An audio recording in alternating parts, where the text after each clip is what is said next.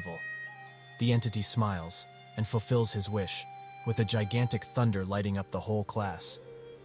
Heyo is still trying to figure out what is going on when he suddenly spots Nagi, who is pointing a sword at him. It seems that he has been summoned in the webtoon he dislikes. We see that while the fight between Dean and Nagi was concluding, a spectator notes that this was a predictable end. He wants a refund for such a lame ending. A girl next to him scoffs and explains to him that out of all the tournaments so far, this is the first time someone broke through Nagi's absolute domain, an invincible defense technique no one can conquer. Suddenly, a large thunder appears, causing the girl to drop her food.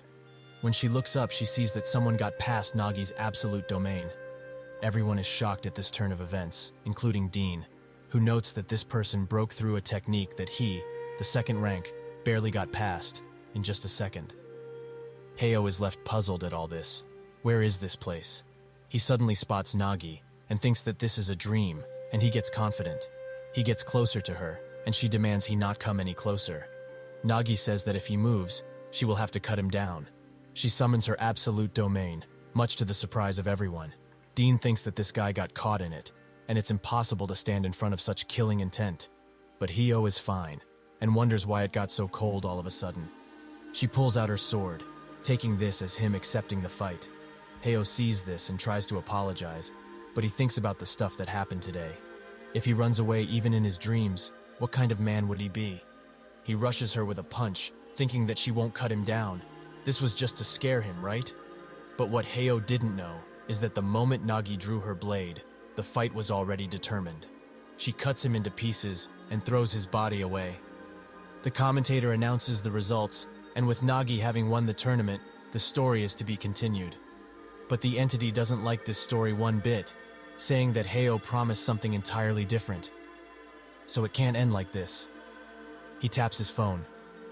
Heyo floats in a seemingly infinite space, wondering if this is the end. Suddenly, he gets transported elsewhere, where a girl is looking at him. Heyo asks where he is, causing her to pick him up with some type of flame magic. She says that she didn't give him permission to even look at him, so how dare he ask a question? Does he want to fight? She grips him tighter, demanding that he disappear. Suddenly, someone tells her to stop, and she gets dragged away in a blade, saving Heyo's life. The person apologizes for her attitude, saying it hasn't been long since she was born. He tries to introduce himself, but the name doesn't go through. Instead, he calls himself Arthur, the god of this world. The girl asks to be let go, as Heyo was the one who started it.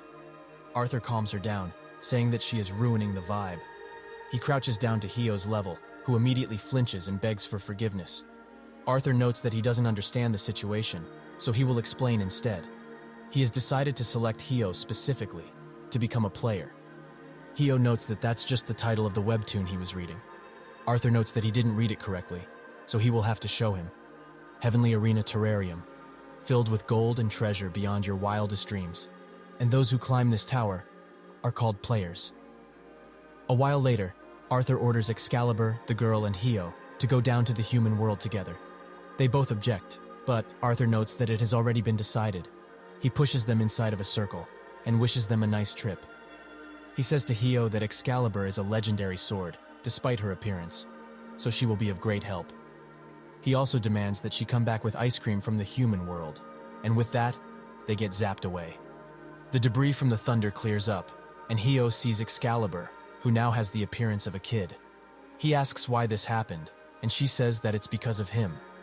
Arthur watches them, thinking that he forgot to tell them something. It's not fun if he were to spawn them in a random place, right? So he prepared a tutorial quest for them. A giant man towers over Excalibur, who is too busy with Heyo to spot him. He warns her about the incoming attack, and she barely gets out of the way. But the attacker doesn't let up, and continues to try and dispatch Excalibur. She backs away to Heyo's location, who asks for the attacker's identity, also wondering why he is doing this. The attacker says that they could ask the same question, and a swarm of other people come out of hiding. It seems that this place is the home base of the Red Hood, a thief guild. The attacker, who goes by Red Wolf, says that the price for attacking this place is heavy, so he hopes they steeled themselves. He orders his men to capture Excalibur, who reaches her hand out to Heyo, saying that he should hold her tightly. She begins transforming into a sword, much to the surprise of the Red Wolf, who says that she is an ego weapon. The transformation finishes, and Arthur bursts out in laughter. As Excalibur has transformed into a shabby, half-broken sword, we see that Excalibur is what is called an ego sword, a legendary entity that grows with her master and has endless possibilities. But since she is being wielded by Hio right now, she is utterly powerless. She turns back into a human, traumatized at what she had to go through. Red Wolf says that he had higher expectations for them, since they destroyed the Red Hood hideout, but it seems like they are just weaklings. He adds that the price will be heavy. Hio thinks that if this continues, he will die again, so if it's like this, he has to run away, no matter what. Excalibur gets in front of him, saying that they shouldn't lump her in with him. Are they crazy? The attackers note her considerable power, and Arthur notices that she kept some of it secret. She creates a large hole in the ground and charges in, preparing to destroy them. But Arthur has other plans, and he strips her of her powers. She tries to apologize, but Red Wolf orders his men to eliminate both of them. Heo turns his back to them, thinking that he was planning to use the commotion to run. But he can't. He needs to help her. Suddenly he spots Red Wolf, who is looking at him with murderous eyes. Excalibur turns her back to the attackers, saying to Hio that they need to try nonetheless, as there's no other choice. But he is nowhere to be found. Instead, he is running with all his might. He thinks about this situation. He is just a teenager. There's no chance he can win against something like that. He tries to make excuses in his head. Excalibur is strong enough. He would just be a nuisance anyway. He trips on a rock and falls, thinking that he wanted to become a hero. But in the end, he is the same. The same person who runs away from reality. He continues to justify his cowardly attitude until he gets called out as a coward by someone. A pathetic coward. Excalibur tries to fight, but with her abilities gone, she holds no candle to her enemy now. Red Wolf tries to finish her with a punch, but when all hope is lost, Hio gets in front, tanking the punch. She demands to know why he didn't just run away. Hio begins crying and asks if a coward like him can't do something like this. Excalibur looks at him for a second and smirks. She gets up, saying that they should at least give it a try, right? Hio smiles, and they shake hands. Arthur likes this development and gives Excalibur her power. Red Wolf notes that this power might be stronger than Nagi, or even past that. Heo stands with sword in hand, thinking that the real opponent here that he needs to beat is his weak self. Excalibur notes that he is using her full strength. Most of the attackers retreat at this spectacle, but Red Wolf stands unwavering, saying that he hates people who rely on their equipment the most. This is also the reason he founded the Thieves Guild. He puts his hand in the ground and takes out a whole chunk of it, saying that even though he has a good sword, it's just that, a sword, so he can't do anything with it if he isn't close. While the boulder is being thrown at him, Hio's eyes turn cold, and in an instant, he wipes out everyone. With that, he falls down too, probably from overexertion. Arthur, who is watching all of this, is extremely happy with the results. He looks at a chess table and says that with this set, all the candidates have gathered. It's finally starting to flow in the world that he created. Somewhere else, Duke, an 86-year-old man with the occupation of a coachman of a Mokiko wagon, is having his peaceful life disturbed after a long time. The reason being that 30 minutes earlier, he spotted Excalibur dragging away what he presumed to be a corpse. He invites them on the wagon, out of fear for his life. Excalibur demands he focus on the road, as the wagon is having turbulence. He thinks that if he were 50 years younger, he wouldn't have to take this disrespect, but sees how brutally she tries to wake Hio and calms down. Excalibur wonders why he isn't waking up after such a long time, and wonders if he really died. He suddenly wakes up, spouting some nonsense about some food, causing Excalibur to punch him in the face.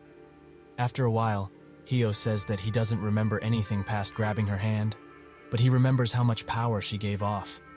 Excalibur wonders if he was just lucky, but that can't be the case, as even though he is pretty dumb, he used Arthur's power perfectly and didn't kill a single person. Heo also thanks her for trusting him and tries to say her name, but notes that it's too cringy, causing her to throw some punches at him. Heo takes her attention away, as they have finally arrived at the village of entry. While at the entrance, Heo wonders what to do about money, as he doesn't have a lick of it. But Excalibur calms him down, saying that she stole all of the money from the thieves. He praises her for this, but their happiness gets cut short as the old man reports them to the police, saying that they threatened him. Hio tries to get out of the situation by saying that he was threatened too, and Excalibur socks him a good one. The old man notes that she is wearing the same attire as a wanted criminal, Red Wolf, so they can't feign ignorance on this. The guards surround him, and one stands above, staring at them with malicious intent. Near them, people who want to go inside the city are waiting in line because of the commotion, asking the presumed criminals to just surrender themselves. Excalibur notes that they don't know a thing, and turns her attention over to Hio, thinking that he must be breaking down mentally, and will probably run away again. But suddenly he slaps himself, and thinks that he does want to run away, but he has to suppress this desire. And since they are surrounded because of a mistake, they should be able to solve it peacefully, right? One of the guards orders him to put his hand up, and he obliges, telling Excalibur that he has a plan. Suddenly, she jumps out of the wagon, ready to inflict her own kind of justice on the guards. Hio notes that it's futile to negotiate now. Excalibur lands on one of them, thinking that even if Hio just absorbed all the power Arthur gave her, she still has physical strength, so these guys shouldn't be a problem. The commander orders all of them to attack, saying that they both are not on the player registry, so they shouldn't go with fear.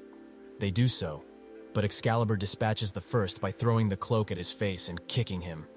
She grabs the spear and hurls it at another, making her think that they are much weaker than she presumed. So if things continue like this, first rank is easier to get than she thought. The commander orders one of his men to bring Sir Ron here. Excalibur hears this and dashes straight to him, saying that they should try and bring that person here, if he can move after this attack. Suddenly, a man pops up behind her, with an attack that she can't dodge. Hio Barley manages to save Excalibur by summoning her as a sword. She is furious, wondering why he even saved her. He could have handled that guy. Hio notes that she couldn't. He knows because he has the ability of a loser. Awareness. Just like prey avoids their predators. So did he watch out for the most dangerous guy in his classroom, and his loser senses were tingling when he saw that guy. He is definitely extremely dangerous. While pitying him for what he just said, Excalibur notices the gigantic line ran left with his attack, who notes that he won't miss again. Hio is a little hesitant to fight him now, but she pushes him, saying that he should watch out for the cloth Ron is using as a weapon, as if he gets hit, it's over. Hio's hands shake, and he wonders how he can manage to beat such a person. Excalibur notes that with his level, he can use her for a maximum of 2 minutes, so they must get to it. Hio asks if they have to fight. She gets mad, asking if he is still scared after all of this. He says that he indeed is, but that's not the point. Their priority is to climb up the tower and reach Nagi. But if they fight, it will be even harder to reach the tower. And also, if they even somehow manage to defeat Ron, if he loses consciousness again like last time, it's over. Suddenly, Ron makes a move and summons a gigantic hand. He names all of Hio's charges, attacking the gates, interfering with the law, and attempted homicide. The hand suddenly breaks apart and snares Hio. Ran adds that given that they are resisting, the death penalty will be issued and executed. Hio notes Ran's extremely strong presence, the presence of another player. Hio charges the blade and gets out of the restraints, causing Ran to transform his cloth into a spear, saying that he shouldn't have resisted. Excalibur screams for Hio, and he knows that there's no time to worry. There's no choice but to retaliate. Hio begins charging the sword, much to Ran's surprise. Hio gets in position to strike, and just as he's about to do it, he spots that people are still on the battlefield. Excalibur notices his hesitation, and asks if he wants to get killed by Ran, because that's what's going to happen if he stops. Hio tries to explain, and that's when Ran charges them from below, saying that they lost their chance at victory. He punches Hio, throwing him to the ground. Ran notes that they are truly dangerous, if they survive to fall like that. He enlarges his weapon and throws it at them. Excalibur prepares for the worst, and that's when the Makamo jumps in front of them. Ran is taken aback by this. Why would an intelligent beast such as this protect them? The passers-by notice this as well, and are amazed. Ran looks at them and drops down. He looks at Excalibur one more time, and knocks her out with his weapon. He tells the guards to lock them up, as they will punish them according to regulations. They lock them up. And somewhere else, Ran tells someone what happened. The person wonders if he mistook innocent people for criminals again, as a Mokimo wouldn't protect evil people. Ran says that they still attacked the gates, and also shows him the necktie Heo was wearing. He notes that it is very well made, and he has never seen such material before. The person laughs, saying that he's seen that necktie before. It's from the person who got through Nagi's absolute domain. We see that the person Ran was talking to was none other than Dean, who wants to speak with Heo in person now. While locked up, Heo tries to make conversation about different things, but Excalibur just sighs, making him think that she is really mad. And rightly so, as if he hadn't hesitated then, they would have won. While bashing his head in a wall, Excalibur apologizes, taking him by surprise. She says that what she did was wrong. If she hadn't begun fighting then, none of this would have happened. And to show that she is properly taking responsibility, she wants him to punch her. Heo starts wondering if her head is filled with only violence and muscles. But that's when he thinks about a nickname for her. Liber. He notes that Excalibur is too long and tedious to say, so he will call her Liber from now on.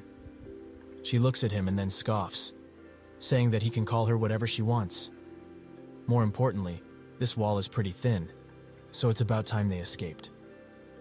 Outside the prison, 2 guards are dozing off on the job. Someone suddenly wakes them up by saying that this job must be tiresome. That person is none other than Dean, whom they call Sir Dean. They apologize for sleeping, and Dean says that it's fine, since this place is peaceful after all. Ran has other thoughts, however, as he would very much like to give them some punishment. Dean asks where they are keeping Heo, and the guard tries to tell him, but that's when a gigantic explosion occurs on the side of the prison. They go inside and see the hole left behind by Heo and Liber. The guards demand punishment, but Dean is just surprised at the size of the hole, while Ran is fuming with rage. They spot Liber carrying Heo, and that's when Ran drags his fingers in the air, and they both fall down due to a mysterious pressure. Heo notices that their clothes are heavy. Ran comes up to them and says that he already marked their clothes, so they are under his control for at least half a day. Heo tells him that they aren't bandits, and are just trying to climb the tower. Ran notes that a lot of people come here to climb the tower, drawn in by the riches promised by it. But if that's the reason they are here, there's more reason to give up. There are powerful players in there, like himself, and they can't even do anything to him. So they should give up. Dean stops his ramblings and crouches down to Heo's level, who notices that this is the same person from back then. He introduces himself to Heo.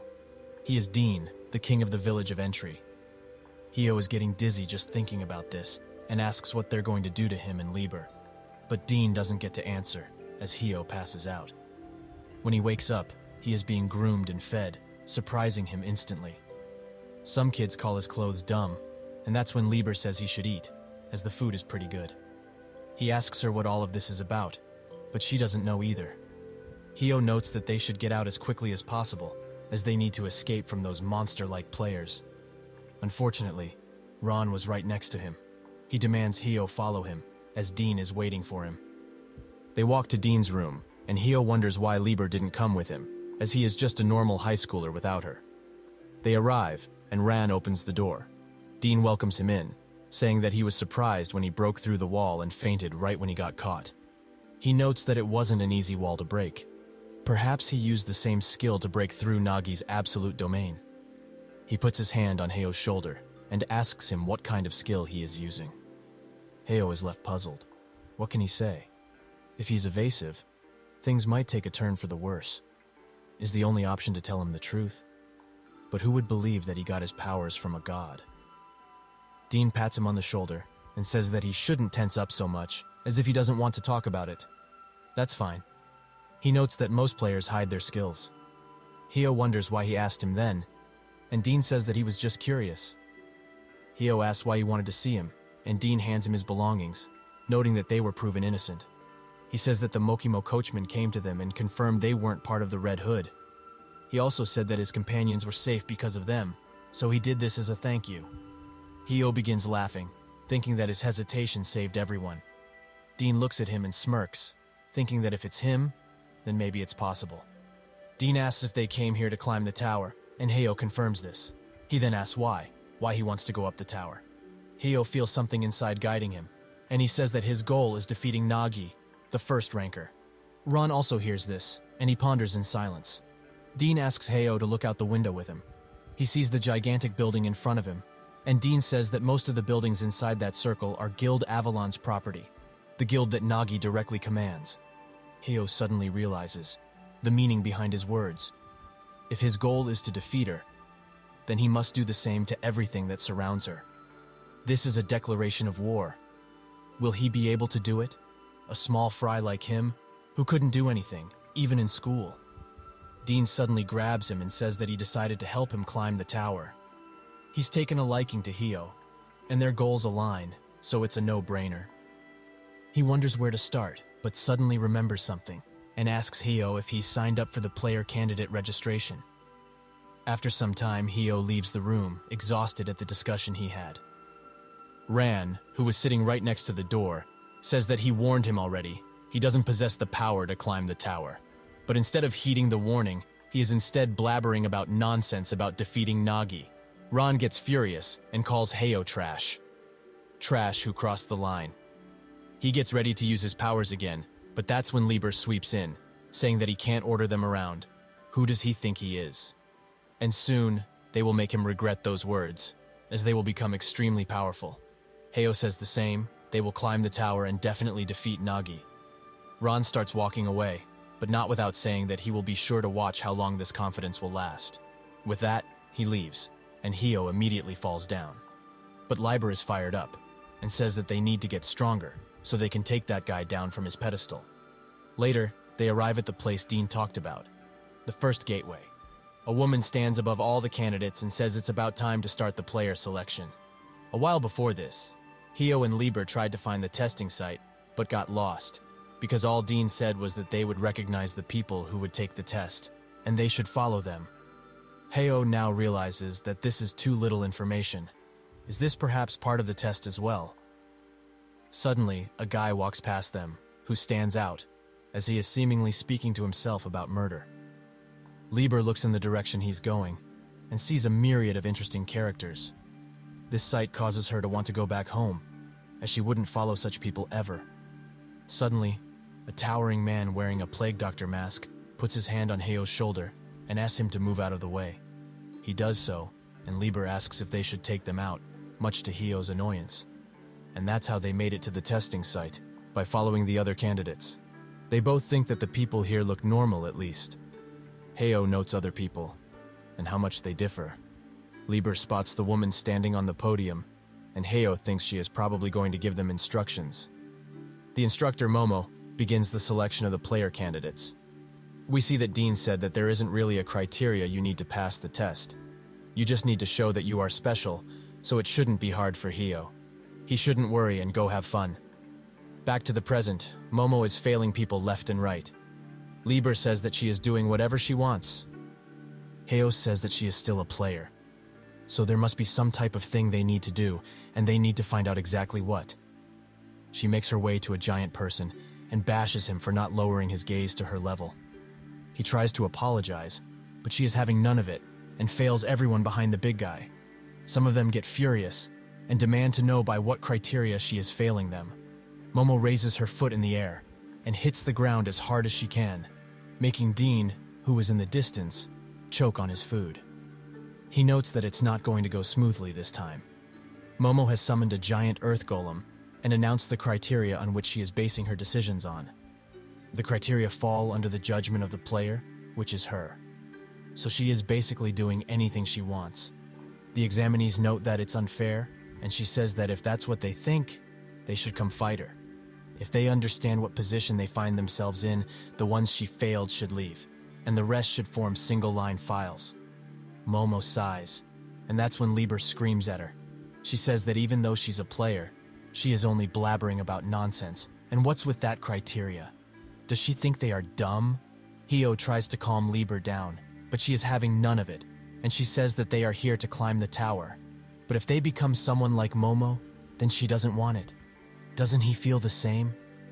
Momo says that the examinees are a bit slow this time, as they already saw the difference in their abilities. She teleports to Lieber instantly, asking if she needs a magnifying glass to finally know her place. If she is this confident, then they should fight. She promises that if they're able to touch a single hair of hers, she will pass them. Lieber smiles, and they both look at each other with deadly glares. Suddenly, the guy who is talking to himself about murder attacks them, causing Momo to think that these people are all too busy thinking about themselves. Suddenly, Heo rushes in front and asks Lieber to give him a hand, as other people will be hurt if they don't do something. She tries to come up to him, but that's when a guy says that he had his fun, and they should share the spotlight. Heo tries to stop him, but he doesn't understand one thing. The difference between here and what happened at the gate is that these people do not need any sort of protection. The guy, Pastis, destroys the attacker's weapon in a second.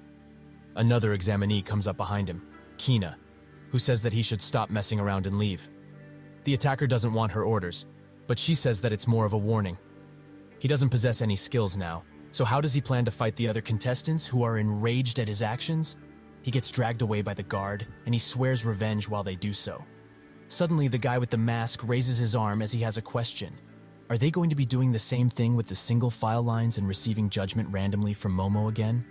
This makes the other contestants talk about this, and Heo notices that this is a hostile atmosphere. What will the instructor do in this situation? Momo says that they have a lot of complaints about the test, and rightly so, as she is doing whatever she wants. Silence falls, and it seems like they are all ready to strike. But that's when Momo says they shouldn't get so fired up, as everyone here passes. She adds that the condition was to resist. No matter what situation, not becoming restrained is a quality players need. If they just blindly follow rules, then they shouldn't become players. The examinees are fine with this, but Kina notes that there are too many to pass all at once. Momo says that this is correct. The number of examinees are far higher than she anticipated. And it's because of the representative of this resistance, Heo. So with this in mind, she will add one other condition. She asks the names of the representatives, Heo and Libur, and says this. If they show a skill that surprises her, she promises to pass everyone here. Heo confidently asks Lieber if she's ready, and she appears to be so. A giant flash of lightning suddenly appears from behind them, surprising everyone there. Kina notes that this is no ordinary weapon. It is an ego weapon. But Lieber transforms in her shabby version of herself, and Kina does not know how to react. Momo says they have 5 seconds left, and Lieber asks Heo what he is doing, as he is the one who has Arthur's powers. She urges him to do something, a special talent if he has one. Heo thinks long and hard, wondering what he can do in this situation. Momo continues to count down, and in the last second, Heo pulls out his smartphone. Momo asks if this is his specialty, and he confirms it valiantly. Everyone stares, and Lieber's patience has broken. Heo tries to explain what this is, but she doesn't give him the chance, instead choosing to grab him by the shirt, and says that if she knew he would show a piece of junk, she would have tried to throw a punch or something. Who would pass an examinee after what he did? But Momo passes them, much to Lieber's surprise. Heo asks Momo if she doesn't want an explanation as to what the phone is, but she says that she already knows that it's a smartphone. Heo asks how she knows what a smartphone is, but she ignores him completely and says that, due to her promise, every single one of the examinees has passed. They celebrate and congratulate Heo, who still demands to know what a smartphone is. Momo says that he needs to find that out for himself, as he is a player candidate now. With that, she leaves, telling him that they will meet at the final examination. Heo goes back to Dean and asks if he knows what a smartphone is, but he doesn't, as he was in the battle competition, so he generally doesn't know what's going on in the world now. He asks Heo if he wants to research this, but he says it's fine, and excuses himself. While walking away, Heo thinks that it would be too needy for him to ask Dean to help him with this. But if someone here knows about the existence of smartphones, he isn't the only one from Earth. His hands tremble, and he notes how pathetic he feels, as when reality comes back into the picture, he is trembling with fear.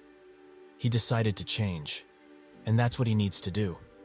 A rogue who has been tailing him until now leaps out of a window and runs away. Dean notices this and says that something is about to start. He also orders Rand to find out what a smartphone is. The rogue tells the people with masks about the smartphone, also congratulating himself for a job well done. The leader of these people says that if he successfully retrieves the phone, he will get half the price to him. He promises this. The rogue turns his back away and says that he will trust him for now, and will also keep all of this a secret. The leader suddenly strikes him, creating a giant hole in his chest. The rogue dies instantly, and the leader orders his people that the location of the phone has been confirmed, so they should retrieve it. And if anyone dares to interfere, they should kill them. Later, his people investigate the area and say that Dean is nowhere to be seen. The leader says that it's time, so they should proceed with the plan, while transforming his hand into a ghoulish appearance. Before this, Dean gives Heo a bill. He has to pay a large sum of money, and Dean says it's for his medical expenses, repairs, and so on. Heo asks about the jewels they had with them before, but Dean says that he returned all of those as they were stolen property, and it was the right thing to do. He notes that if he works hard daily, in about 2 to 3 months, he should be able to pay everything. Heo sweats profusely, thinking about all the things he has to do. He can't just sit idly for even a month. Dean says there's another way, and he can pay his debt in a week if he does it. Heo's eyes light up and says that he will do anything. The thing he wanted them to do is follow Ran around on his patrol, with Heo noting that this is kind of awkward. Lieber is impatient and makes a fuss, but Heo says that most of the medical bill is on her, as it's for the guards she beat up. They continue talking, and Ran turns to them and says that he demanded that they follow quietly. Heo covers his mouth and Lieber's, and agrees. Ran thinks about what Dean is thinking, as he orders him to go on patrol with them. He wanted to personally look after them, but he needs to leave the village for a while, as his left arm is ready, so he needs to go to the 15th floor to get it. Ron tries to understand Dean, but can't. Why does he care for these two idiots? He suddenly bumps into a kid who was holding a hot dog, and the sauce stains his clothes. Heo thinks that Ran will blow up because of this, but he just walks away, much to his surprise. He goes to ask the kid if he's okay, and Lieber says that he won't die because he just tripped. The other kids go and bash him for bumping into Ran. Heo is surprised and asks if she shouldn't have asked if her friend was okay first. The girl says that he won't die because he tripped. Heo depressingly retreats to a nearby wall, and Lieber wonders why these kids care for Ran that much. They get into an argument, and Lieber asks her why they like Ran. The girl says that he always protects them, so it's a no-brainer. They continue following Ran, and Heo tells him that he's popular with children. He takes this as sarcasm at first, but also says that, in terms of popularity, he is quite popular himself. Heo is swarmed by a pack of Mokimos, and Lieber just laughs at him. Ran says that he should be proud of this, as Mokimos are spiritual beings of Heavenly Tower Terrarium. And normally, even touching them is difficult. He tries to touch one, but it dodges. He notes that the Mokimo that protected Heo wasn't a coincidence. Heo asks him if the reason he became a player was to protect this village. Ran thinks and says that without his powers, he is just a normal human.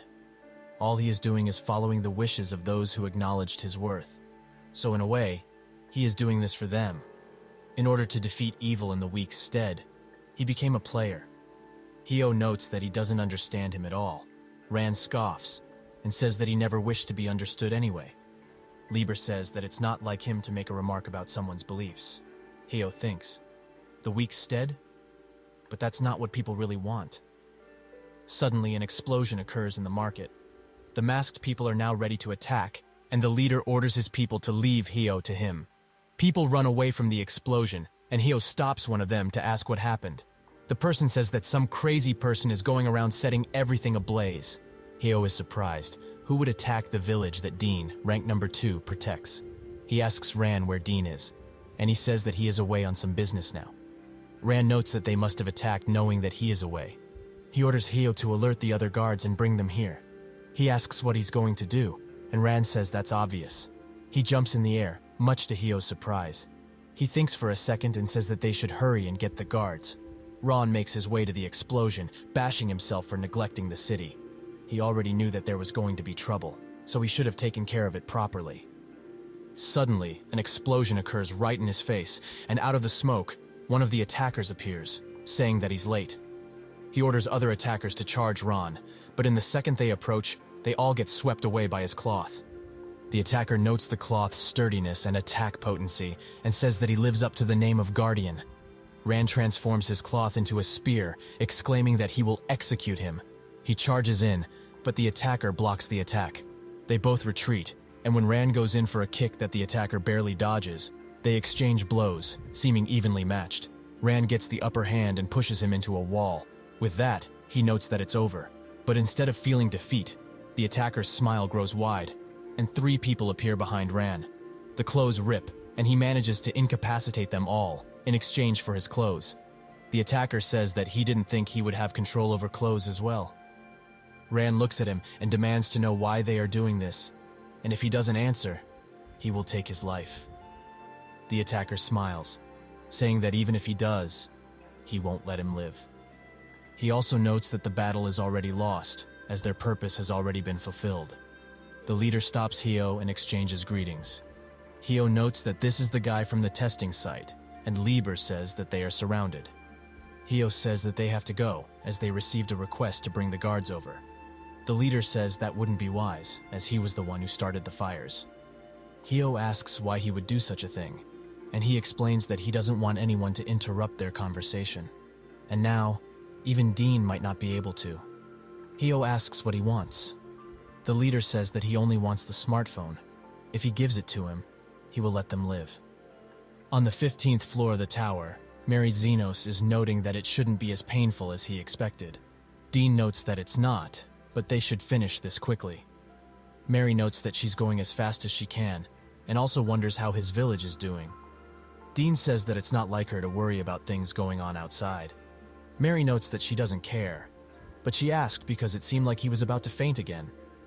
Dean thanks her for the worry, and asks if she knows what a smartphone is. She notes that she heard a lot of stuff recently about it, as it has amassed quite a bit of popularity. Mary tells him that from what she heard, it's able to evoke a special power from within, or something along those lines. More importantly though, he shouldn't get involved with such an item. Back to Hyo, he thinks that if the phone leaves his hands, this guy will kill him. But for now, nothing comes to mind, so he will play along. Hyo says that he must have left it in his pocket somewhere, but the leader is having none of it, however, as he smacks the snot out of him.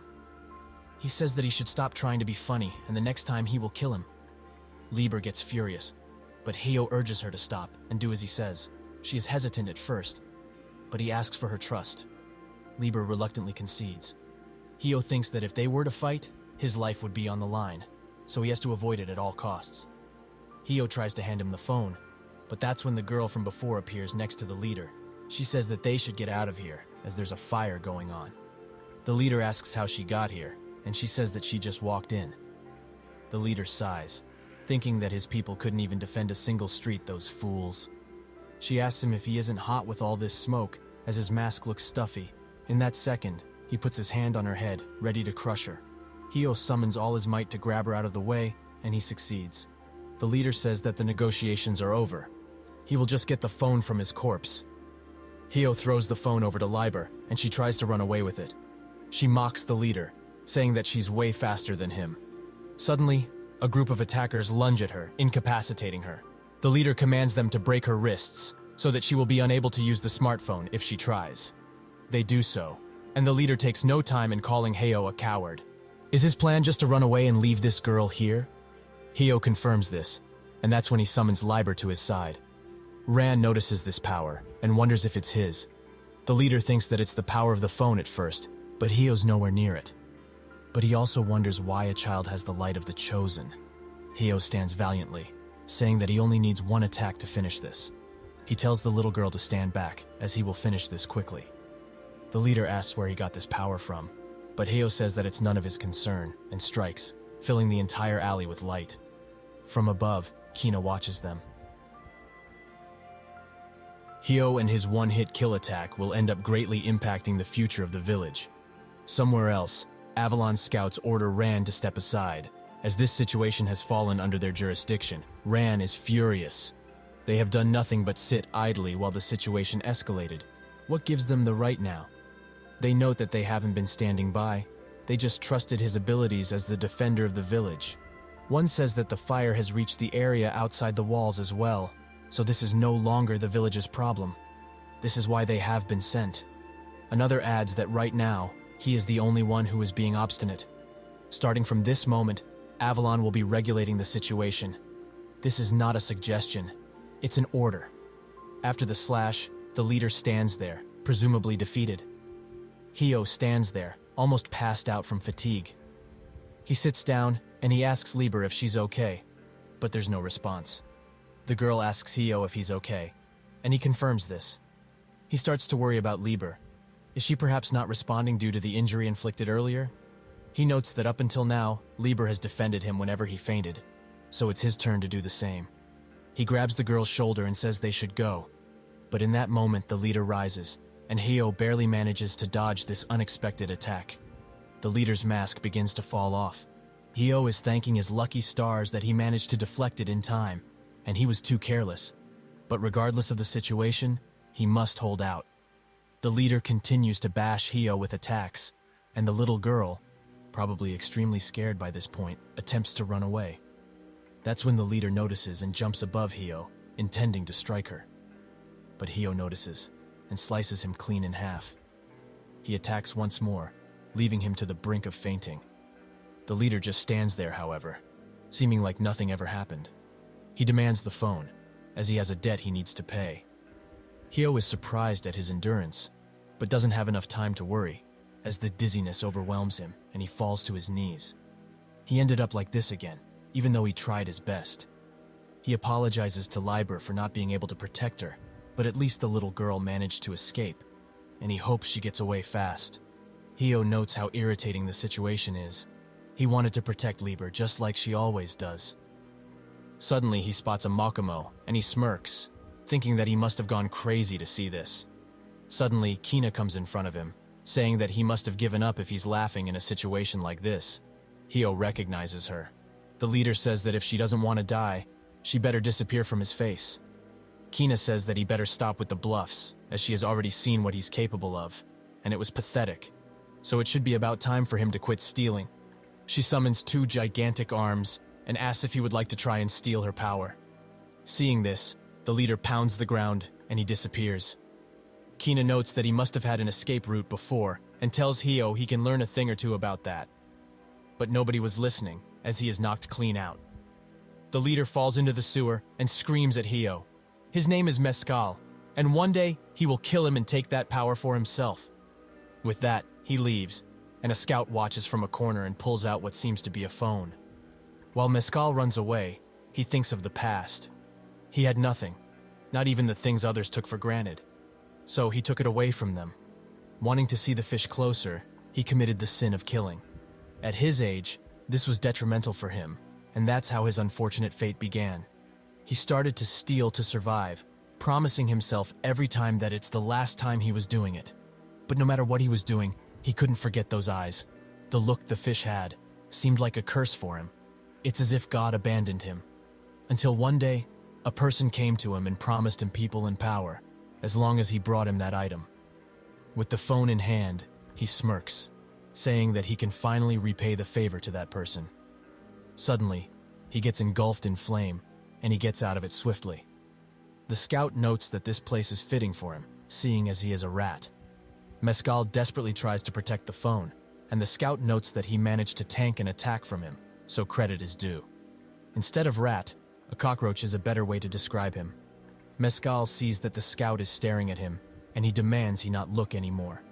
With that, the scout attacks him, presumably ending Mescal's sad fate. The scout sees that he was protecting a phone, and smirks, saying that things will turn out pretty fun. Outside, Kina protects Hio and Liber from the rest of the Avalon scouts. She says that she already rejected their guild invitation, so why are they here?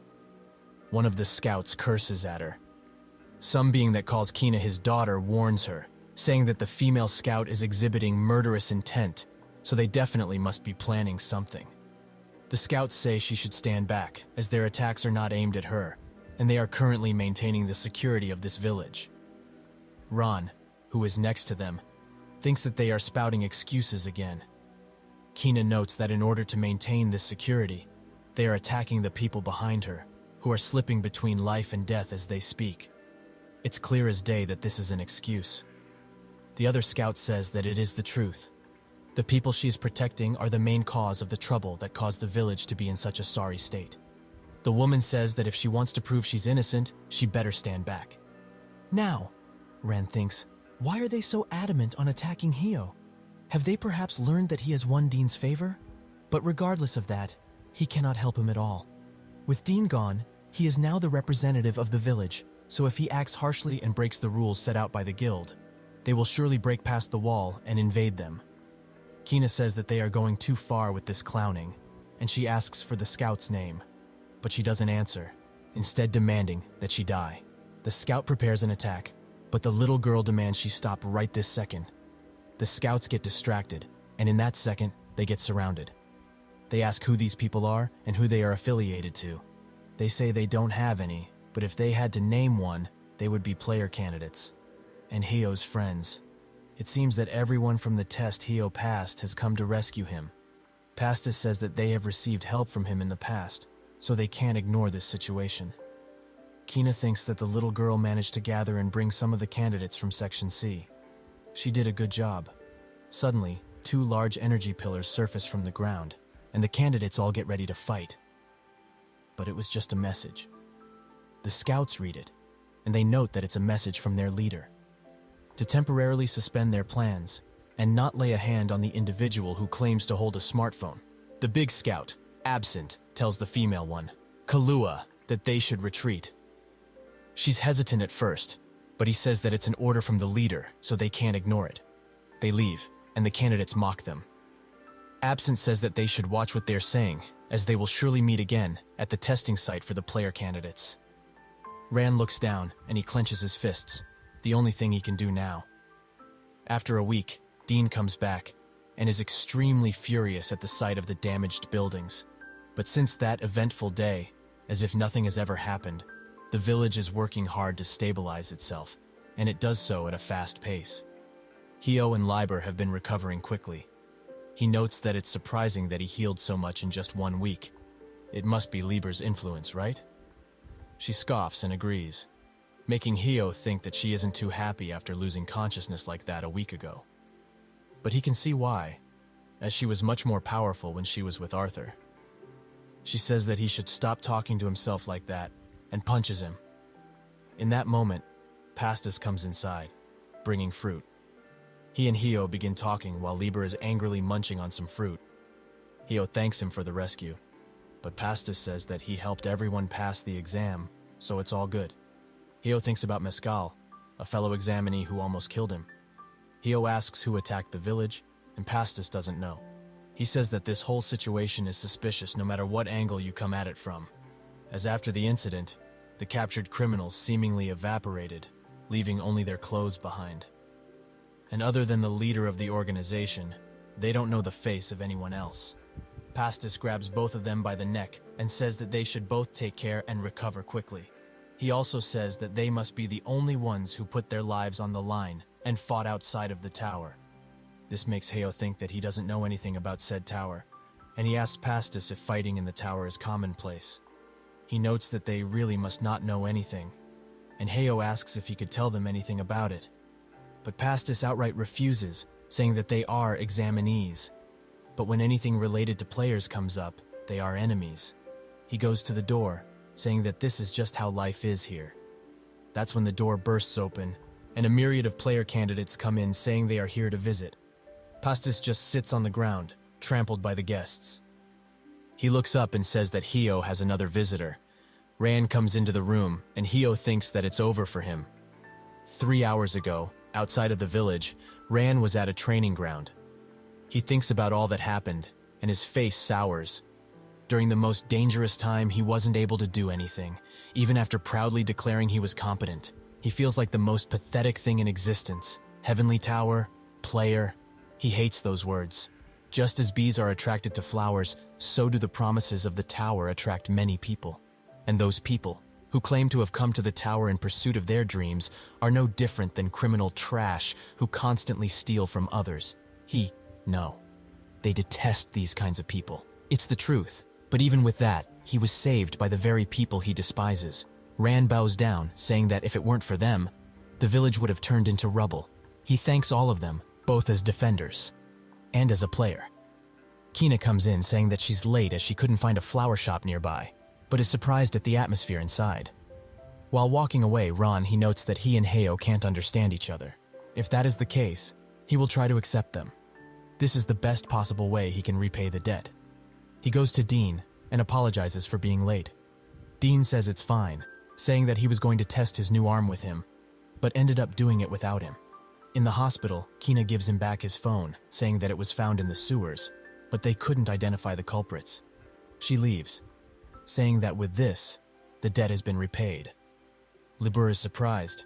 After everyone fought over this thing, it was just found lying in the sewers? Hio thinks that there must be other people from his reality. That's when a hidden number suddenly calls him. Hio is sweating profusely, and he answers the call. The caller notes that he's thankful the phone was delivered successfully. Libur asks who the caller is, and Hio's whole world is crashing down as he knows who the person behind the phone is. Kim Tae-won, his classmate. Hio thought that through the smartphone, the only thing that connects him to the world he's from, he could contact another person from his reality. But he never would have thought that the person would be Kim. They go meet in an undisclosed location. Hio asks why he is here, and Kim says that he isn't the only one who met God. This shocks him.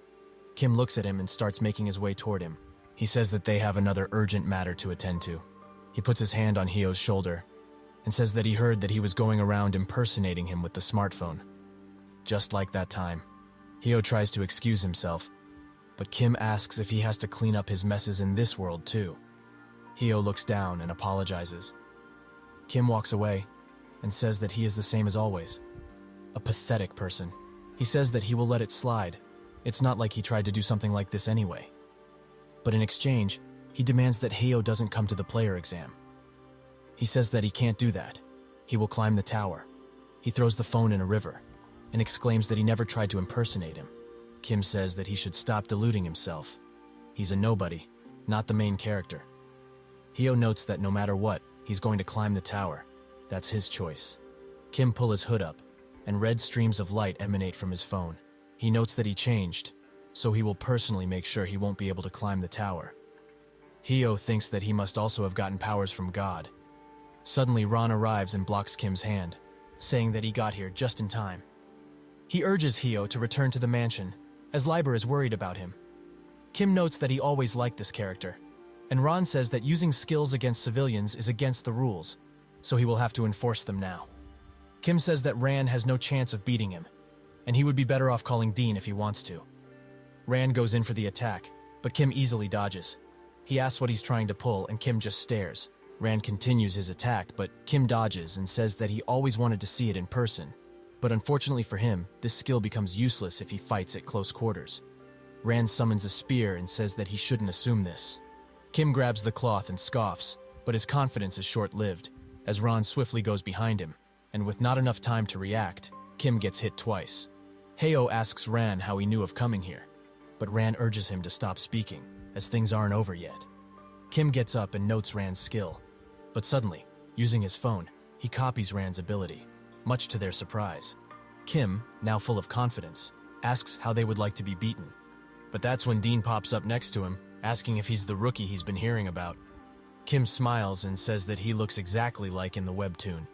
It seems that this won't end smoothly. Kim tries to attack Dean, thinking that he didn't even notice his presence. He also notes that Dean is a mechanical swordsman, so he needs to be careful around his arm. He suddenly comes up behind him, causing Kim to panic and restrain his arm. Dean asks if he got permission from Rand before getting his skill.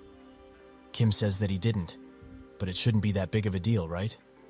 Dean smiles and says that he lacks basic manners. Kim thinks that he is the closest being to Nagi, so if he can beat him, he will be one step closer. Dean breaks out of his restraints and closes the gap at light speed. He prepares a flick, saying that he needs to fix Kim's attitude with a beating first. He flicks his head, leaving him in a sorry state. Ran urges Dean not to go too far, but he assures him that he won't. He turns his attention to Kim, saying that they should continue his lesson. Kim notes how adamant Dean is on continuing with this. The village just might get demolished if this continues. He thinks that he had no reason to stop fighting, and now he will make sure that Dean is in his eyes at all times. Dean's murderous aura appears and says that he must be crazy. How dare he talk about the village in his presence? Kim can't move a single muscle now. The pressure is too much. Suddenly the other Avalon scouts appear, and Rand takes no time in aiming back. Dean adds that he's in a foul mood, so he won't play along as he usually does. Absent says that their team leader offended them and apologizes, also asking if he can allow them to leave in peace. Kim says that he doesn't plan on running away, but Absent says that the order came from the vice captain. He excuses Kim's behavior, saying that he is new and doesn't know about the non-aggression pact. Ran asks if they just expect to walk out of here without punishment, but Absent says that according to regulations, they will pay the price, whatever it may be. Dean looks at Kim and back at Hyo. He sighs and demands they leave. Kim says one final thing. He will regret the day he decided to help Hyo. Dean and Ran walk past Hyo, and he can't help but clench his fists. Deep in the night, he rises from his bed, and Lieber notices. Ran is preparing some of his cloth, and that's when he hears a knock on the door. It's Hyo. They go outside, where Ran notes that he is already strong and doesn't need to do this. Hyo says that Lieber is the strong one, not a weakling like him. Until he can hit Ran at least once, he won't stop. They continue to fight, but he holds no candle to Ran. Still, he steels himself, and until dawn, they continue fighting. The ground is littered with scars, and Ran says that they should probably stop now. He understands his rage, but destroying his body like this won't help anyone. Hyo says that he was right. He is extremely weak, a worthless fighter without Lieber. He should just give up on being a player, or on everything, right? Ran asks what he came here for, and Hyo cries out of frustration, saying that he wants to become stronger. Suddenly, Lieber screams at him to stop messing around. Hyo is surprised and gets up, but finds her tearing up. She says that she's the weakling. Hyo wonders what caused her to say this, but Lieber screams that she's right. If she wasn't, then why did he leave to fight without her? It's because she's weak and useless, right? Hyo comforts her, saying that he just didn't want to drag her into anything. She says that he lied, as they were supposed to climb the tower together. Ran looks at them, and Hyo urges her to stop crying, causing Lieber to hit him in the gut. Ran smiles, and says that he will work with them in order to make them stronger.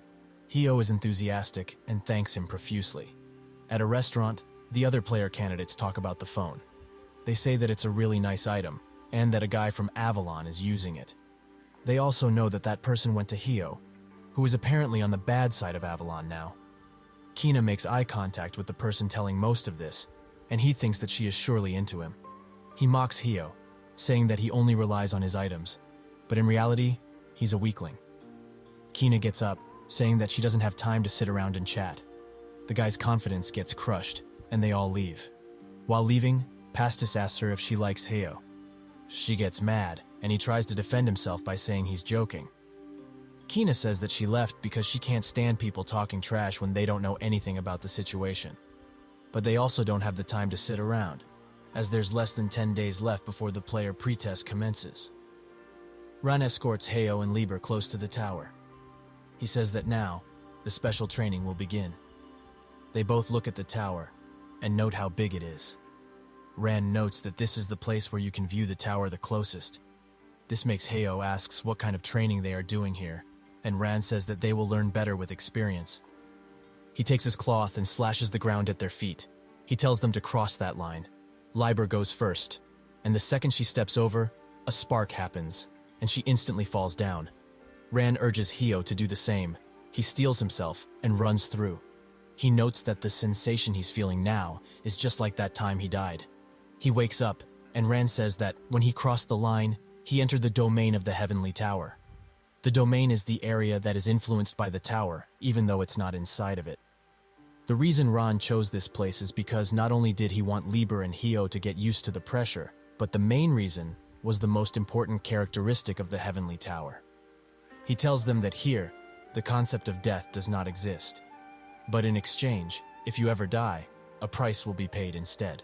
The price is that you lose a small amount of your memories. They both note that it's quite a small price to pay, and Ran notes that most rookies are like this, thinking that losing memories is too small a price for salvation.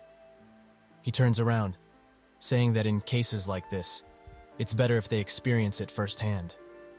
They look down with him, and spot dozens of sets of eyes looking at them. Ran says that this is called the Forest of the Defeated, a place for those who have ignored the consequences, and is also where they will fight for their training. He pushes them down, saying that within the forest, He left markings of his cloth. Their objective is to find them as fast as they can.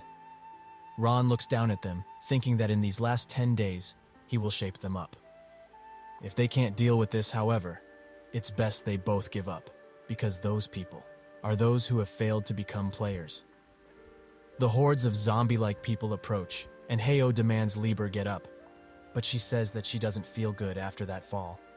But Heyo insists, and when she transforms, they get the short end of the stick on her transformation. Ron looks from above, noting their failure. He says that if they had played it well, with a little luck, they might have managed to succeed. But this forest is a different breed. If they haven't released their full potential yet, they don't stand a chance. Heyo runs for his life, and it seems like Liber is passed out yet again.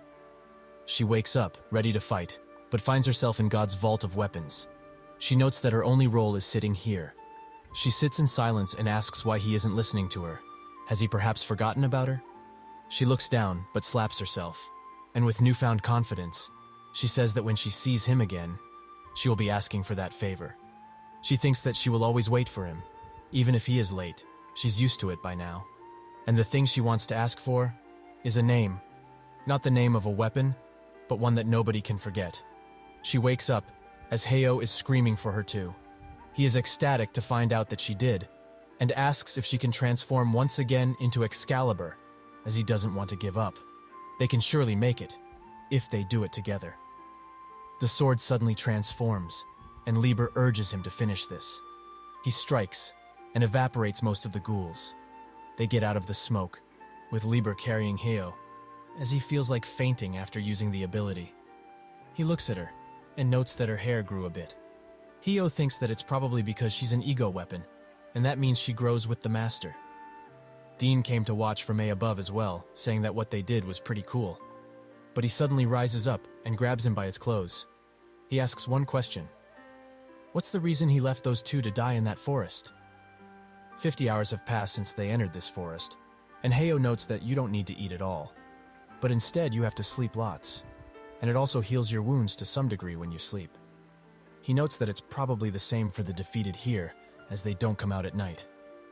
Heyo thinks that it would be best to look for the cloth while the defeated are sleeping, but he can't just wake Liber up when she's sleeping so happily. He goes to sleep as well, and that night, he has a special dream. The next day, he seems a little tired, and Liber asks what that's about. Heyo wants to say that he saw her, but it would be embarrassing to tell that to a girl, so he stops.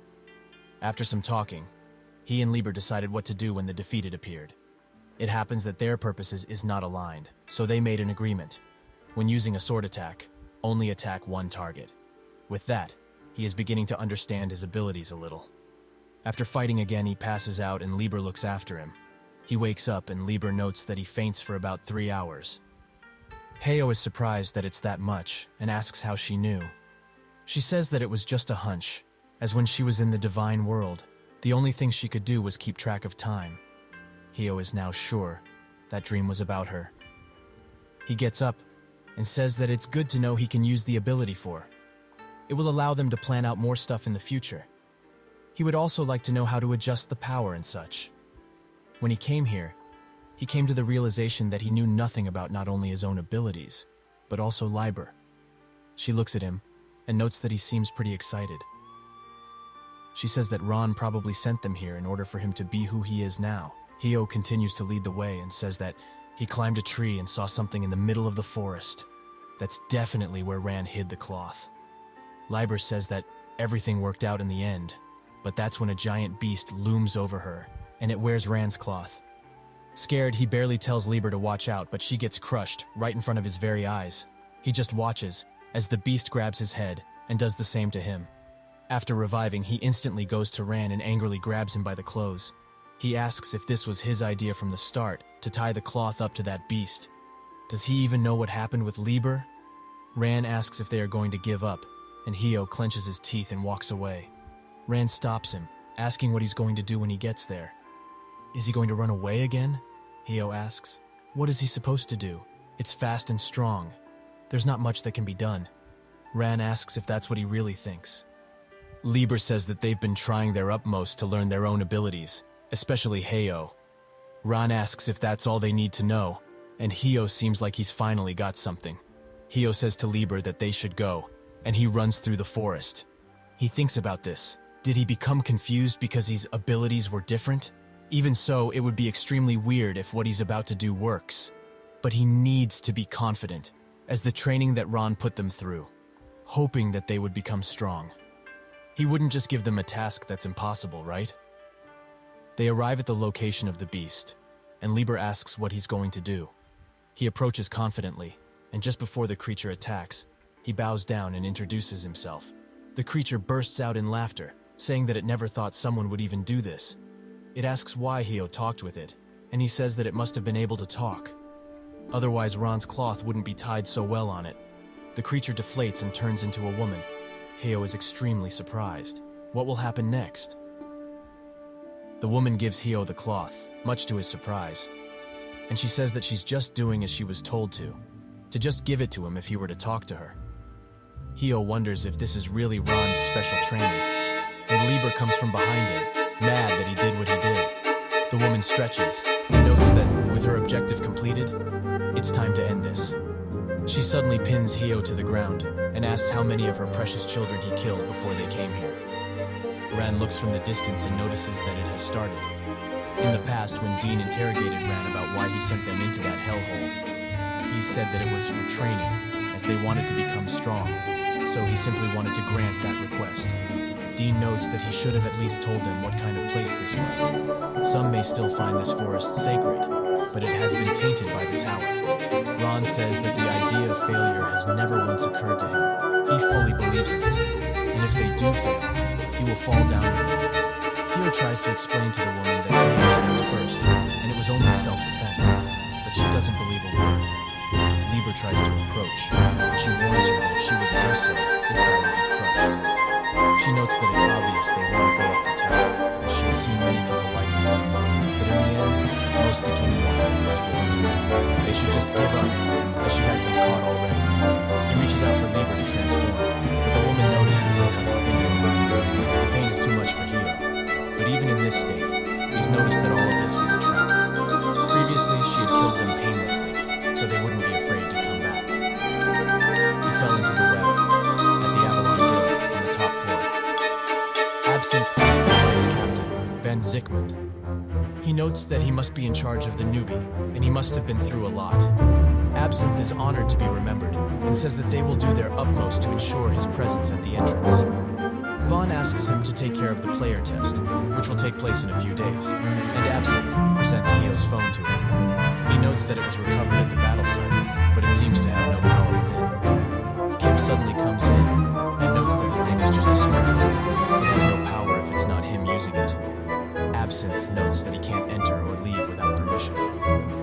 Kim ignores him and explains that his ability is copy, and the condition to use it will be kept a mystery, for now at least.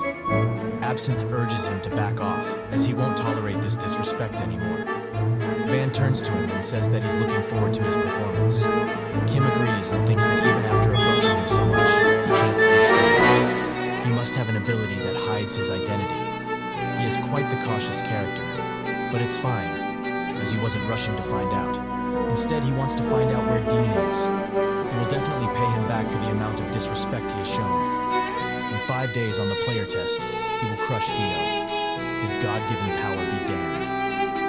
Suddenly, a flash of blue comes from Hio, and the woman urges him to stop resisting, as he has no power here. Hio notes that he heard those words countless times because people hated him. Loser, pathetic, useless, and everything in between. She tries to hit him, but he moves swiftly and grabs her shirt. Did she think he was just going to give up? Even if it's hard, he will show that people like him can do it too. The woman notices that he must have had a super recovery and backs away. Liber is surprised that the woman backed off. Something is strange to him. He has never been like this before. Does he have his own unique abilities? He beckons her to transform, and she does so. The woman transforms into her monstrous form, but Hio and Liber aim at the monsters, and with no choice, the woman is forced to defend. The slash creates a huge wave, and Liber says that he can let go as she will support him in her original form. But it's not over yet, as the woman has resisted the attack. He thinks that even with this much determination, he still lacks something: resolve. He can't bring himself to kill those things, as he thought that their lives weren't different from his. The woman comes up to him and pins him to the ground. He thinks that this is the end, but he suddenly feels something drop down his cheek. With the last of his strength, he looked up at the woman, and he could see that she had a sad look on her face. The woman thinks that all her life, her only joy was watching the moonlight until she met that person. The guy also beckoned his friends to come with him, as she would surely train them. They arrived, and multiple people were already training. The guy also introduced his friends and asked to be trained. At first, she had no intention of training them since her ability was something she had from birth, but it was fine as she missed interacting with people. The moments of cheerful conversation could be heard throughout the forest, and in those moments, she felt happiness. But one day, they said their goodbyes, as they had to go to the player test. The muscle brain of the group says that she could also go, but the others bash him for inviting her, as he knows she can't leave this forest. The leader of the group holds her tightly, and says that they will surely come back safely. So he asks her to wait patiently. She kisses him on the forehead, and notes that she will wait for her precious children to fulfill their dreams and come back safe. And so, her first wait was soon, but still in her mind, she knows that the day,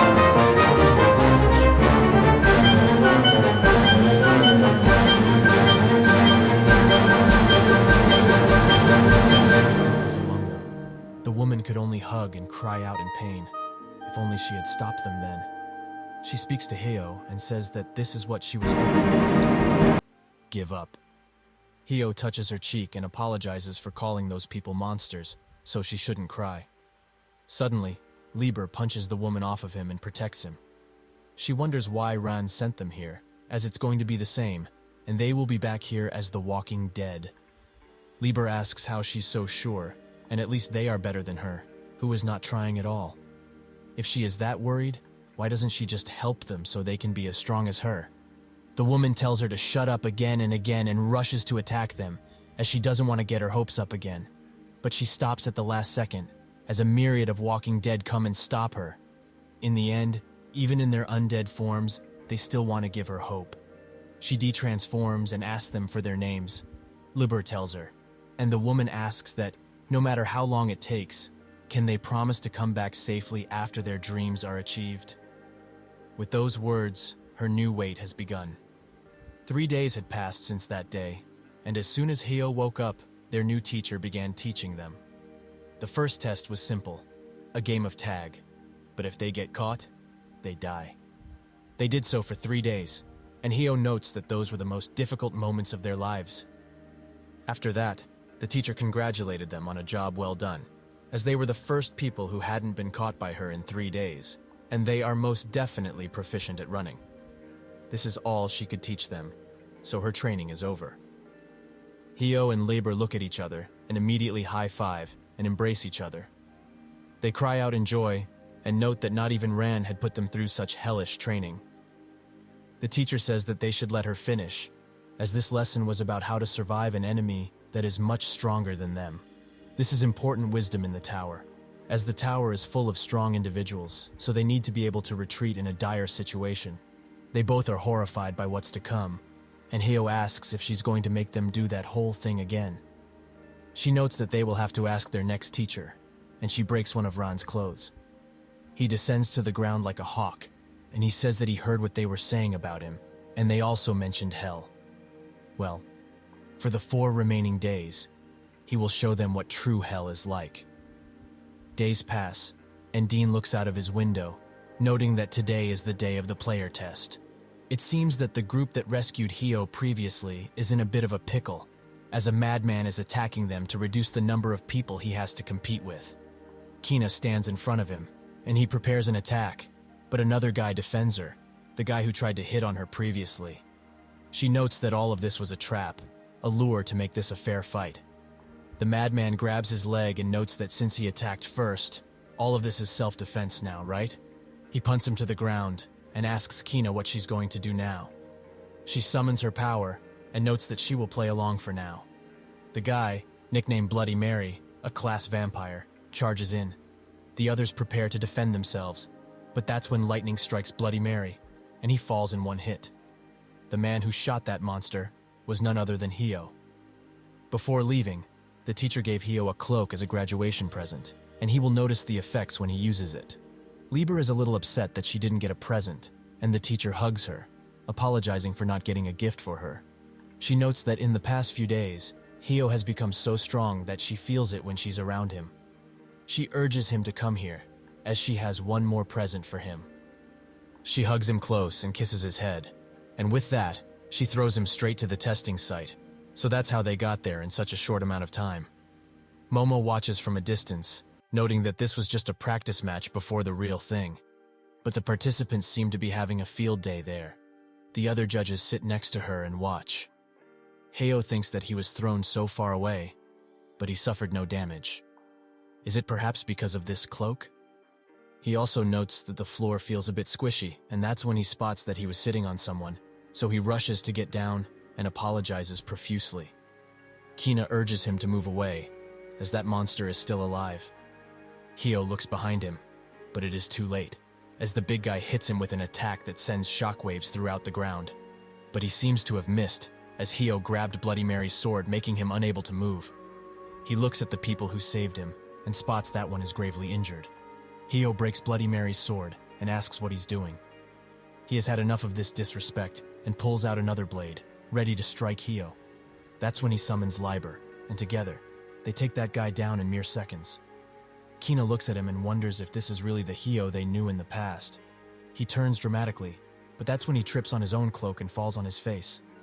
He embarrassingly gets up and excuses his behavior, but that's when Liber smacks him around and bashes him for scaring her like that, as she wasn't prepared to be summoned out of nowhere. Kina looks at this and can't help but laugh, noting that he hasn't changed a bit. Pastis is extremely surprised at her reaction, and notes that this is the first time he has seen Kina laugh. She walks up to them and says that they should get a move on, as the exam is going to start soon. With that, they all enter, and the player exam starts. Van looks from his tower at the commotion going on at the testing site and is surprised when he sees that amount of lighting. A subordinate offers an investigation, but he denies it, saying that he can't miss this, so he will be going there himself. It has also been a while since he last saw Dean. The group enters the arena, and Heo notices how everyone is staring at him, especially Kim. Momo and the other judges come and begin to explain the rules. Kim is a rookie, and Avalon is supporting her with all its resources.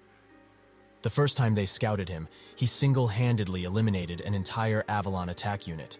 It is now their job to determine if he's a valuable tool Avalon can use. But one thing is certain, Heo is the only one who can sway him. Absinthe sees him make his way to him and notes that violence had been prohibited the other day. Kim says that he's just going to say hello, and he demands everyone step aside, and he's not going to say it twice. Everyone makes way, and Lieber notes that this is the guy from his past, right? Heo confirms this and notes that he's just going to talk with him for a bit. Kim says that he changed quite a lot, as he can now look him in the eye. Heo notes that he's still the same. How long is he going to act like a child for? This enrages Kim, and he gets ready to attack, but one of the judges stops them, and Momo says that personally, she doesn't care if they rip each other apart, but there will be no fooling around under her supervision. With that, they stop, and Kim spots Van looking at him from above. Another judge approaches Heo and notes that he's quite cute up close, but sadly not her type. She also notices that his muscles are quite tough, but not enough to make everyone in Group C pass. Momo tells her to back off, but the other judge, Lulu, says that she's quite generous if she lets everyone pass due to him, and under her watchful eye, nobody will pass that easily. The other judge, Bibi, agrees with her, and notes that Group C has the most people, which might seem unfair to the other groups. Momo sighs and gives up, noting that they will do as they please. Lulu looks behind Heo and says that the number needs to be cut by half, so from now on, under her guidance, the test for Group B will proceed with a 1v1 tournament. Van watches from above when another guildmaster, Sirius, greets him, noting that he didn't think that the Avalon Guild representative would be in place like this. They continue to talk, and Sirius talks about Dean and Nagi's fight, noting how weak Dean truly was. That's when someone else comes up to them, Dean himself. Sirius asks what he's doing here, as this is a place where only big guild executives can enter. So it's not a place for a bastard like him with no guild. Dean says that he's in the right place, as he now has a guild. The Red Wing Guild. Sirius is surprised his guild got approved, and Van says that he approved it. Dean notices him, and is surprised to see him out of the castle, and that he is having a hard time with their new product. Van says that they should stop talking about that, as he even accepted his guild as an apology. But he also didn't expect that he, who always played solo, would form a guild. It is smart, however, to try with new colleagues if he can't do it alone, so he looks forward to the day when he will challenge him again. The judges get ready for the competition, and Lulu explains the rules. The time limit is 24 hours, and they have permission to use their full power, so whoever survives wins. However, if the winner is not decided in time, they will both be disqualified. Pretty simple, right? Momo says that this is really simple, but Bibi likes it. Lieber wonders if they will have to fight separately and wants to ask, but Momo says that even a monkey could understand these basic rules, so she starts the competition with the floor crumbling under the contestants' feet. When they open their eyes, they are sent somewhere else, and a talking robot Mochi explains that they were sent in a virtual zone based on the hierarchy of the terrarium. They need to adapt, survive, and show their skills with all their might, as guild leaders are watching closely. Momo wishes them good luck, and with that, the one-on-one tournament begins. Somewhere else, Nagi watches on a screen and recognizes Heyo. He looks around to see if he can't find anything that stands out, and Lieber does the same. Suddenly, she spots something, and Heyo is very surprised, noting that her eyes are very good. In the distance, there is a place that has a different color, and Heyo says that it almost looks like a desert, but this place's topography is very strange. Lieber notes that there's probably another candidate there. So is there perhaps something else there? Heyo says that they will move towards that place once they are finished here, as they might get the opportunity to find out more about Kim's abilities. His opponent comes next to them and asks if this wasn't supposed to be a one-on-one fight. This opponent is none other than the guy who dissed him at the bar earlier and the guy who hit on Kina. Lieber notices that Heyo's not in his usual mood and asks what's wrong. He says that if his gut feeling is right, this guy is the kind he's most uncomfortable with. The opponent immediately begins bashing him, noting that everyone is risking their lives to become players. Yet he tried to scam everyone with his phone, a mere dirty trick, and now he even has a girl with him. This test is not for a bastard like him, a lowly con artist. Lieber has had enough and charges in, but Heyo stops her, noting that he doesn't care what this guy says. The opponent begins walking to him, saying that he shouldn't touch Kina, as she's already his. Heyo thanks God, and in that very second, one shot him. He notes that if his opponent is a jerk like him, he will not mind killing him at all. He looks at Lieber and says that they should go. She pats him on the back, saying that he's grown quite a lot. Group D is the one from the latest test, but the reason for most of their eliminations was not because they lacked skills. Most were eliminated because they violated the rules. One of them butchered most of the audience because they were being noisy, and another killed the examiner even though he passed the test. Thus, they have gathered quite a stigma for being troublemakers. That is Group D, and he is also a part of it. Gyumhyuk, a martial artist. He asks Pastis to give up, as he looks too pathetic to be beaten up. Pastis throws a rock at his face, and notes that he talks quite a lot of nonsense. Hyuk catches the rock, and notes that he was just trying to scare him because he thought it would work. But still, they are just wasting energy here, so it's very annoying. He jumps down from where he was staying, and Pastis throws multiple rocks at him, but they do no damage. Pastis creates a sand wall, blocking Hyuk's vision. Pastis attacks from behind it, but Hyuk is vigilant and says that things like this won't work. But it seems that Pastis prepared a surprise attack. This too is not enough, however, and Hyuk asks if he's just going to keep throwing pebbles at him. It seems that Pastis was just assessing his abilities and came to the conclusion that this guy's reach is about 1 meter. So he won't lose if he keeps his distance, but how does he win? He has no choice but to use his abilities. He didn't want to do this at first, as too many eyes were watching, and the less they knew, the better. Hyuk says that he should look at his opponent in a fight, and he immediately closes the gap. Pastis is surprised but notices that he's still out of his attack range, so it should be fine. But Hyuk attacks in a half second and throws him into a nearby wall with his attack. Hyuk mocks him and says that he was probably thinking that he got assessed perfectly, but he shouldn't judge people so easily. The most important factor in a PvP match is being able to determine the abilities of an opponent and understanding your opponent's abilities. This is what determines who wins or loses. A conditional ability is activated when the conditions are met, and Hyuk's ability activates when he drinks alcohol, slowing down everything around it. Pastis gets caught in this, and Hyuk uses the Druken Fist martial art, knocking him again into the wall.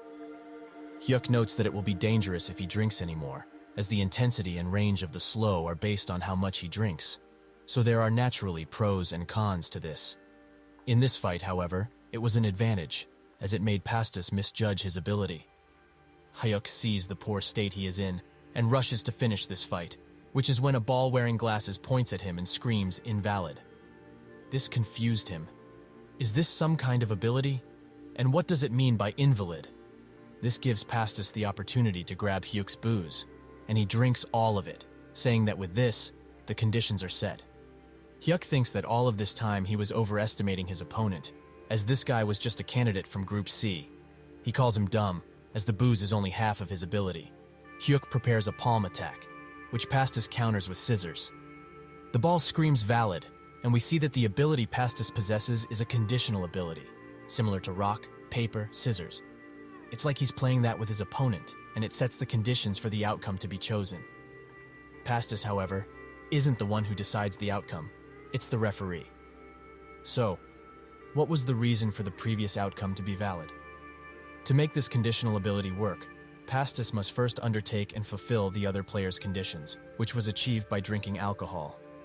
Hyuk cannot move, and Pastis now has the advantage. He hits Hyuk constantly, and when the ability is finished, all of that pain is felt in seconds. The first winner of the tournament is Pastis. In a snowy plain where only snow falls, Kina searches for his opponent while thinking that as soon as the match started, the sun disappeared. And this blizzard is most likely happening because of the perforated terrarium. She should stop exploring soon and find shelter, as there is only so much warmth her father can give her. However, 24 hours just isn't enough, so they need to hurry. But how? In her mind, half of her wants to quit, but the other, more powerful half wants to go further and not stop no matter what happens. That's when she finds a few footprints and notices that they are quite fresh and scattered everywhere. She asks her father what he thinks, and he notes that, all in all, he's quite clumsy but also a good man. Kina is wondering what he's talking about, and he continues his rant by saying that Hio is a little frustrating in places but not evil in the slightest, and her features are quite nice, so he's lucky to have her. He was actually wondering what she was thinking about all this time. However, it just seems she was thinking about a certain someone. It's the first time she's actually shown interest in someone, so as her father, he's quite proud. Kina tries to drown him with snow and notes that she told him more than once that she despises these types of jokes. But getting back on topic, what does he think of these footprints? The father says that it's most likely a trap, as it's trying too hard to be complicated and some things are just awkward. He doesn't think she's the only one to see an enemy as prey. She agrees, and what she's thinking of right now is a declaration of war. That's when countless arrows surround her and create a large explosion on impact. The girl who shot the arrows hides herself among the trees, ready to bring out more pain at a moment's notice. On their side of the arena, Lieber takes a nap while Hio trains by doing one-armed push-ups. He finishes and rubs the sweat off with a cloth, thinking that this should be enough, for now at least. But all of this feels awkward, as it's like she's watching his every move, almost as if she were here. Lieber wakes up and notes that he took much longer than she thought he would. Hio asks if she slept well, and while stretching, she says that she slept really well. Hio asks why she did that, and she notes that it was simple stretching and some simple fan service. That's when their opponent finds them, and Hio instantly feels a deadly glare. He urges Lieber to get ready, and their opponent summons a gigantic staff to crash on them, which simply deletes half of the island they were on. It was the guy they defeated before, Shonan, who holds the title of Monkey King. Momo and the other judges notice that the first match has concluded, and so Momo picks up something and tells the others she will go announce the results. While walking, she thinks that an hour from the start, the first match ended, and what she's holding are the results. This just proves that her test wasn't as bad as the others thought. but now she's excited to announce the results, as she can't wait to see the guild leaders' distress that will be visible on their faces. All of the guild masters can officially scout only 3 people. One more person means more choices, so guilds have to be careful when choosing talented people. In this game, the natural first step would be to get information on the characters first, then observe when they are fighting. But this will be a war of wits between the other guildmasters, as whoever has the better eye for things wins the most. Momo gets to where the guildmasters are watching the fights and says that she will now announce the first winner. They all seem to be distracted by something, and she notices how strange the atmosphere is. It's the first time they've been drawn away from an announcement, so she's curious as to what they are looking at. That's when she became surprised too, as Hio was holding Shonen by the neck, ready to end his life. Everyone is destined with a role to play from birth.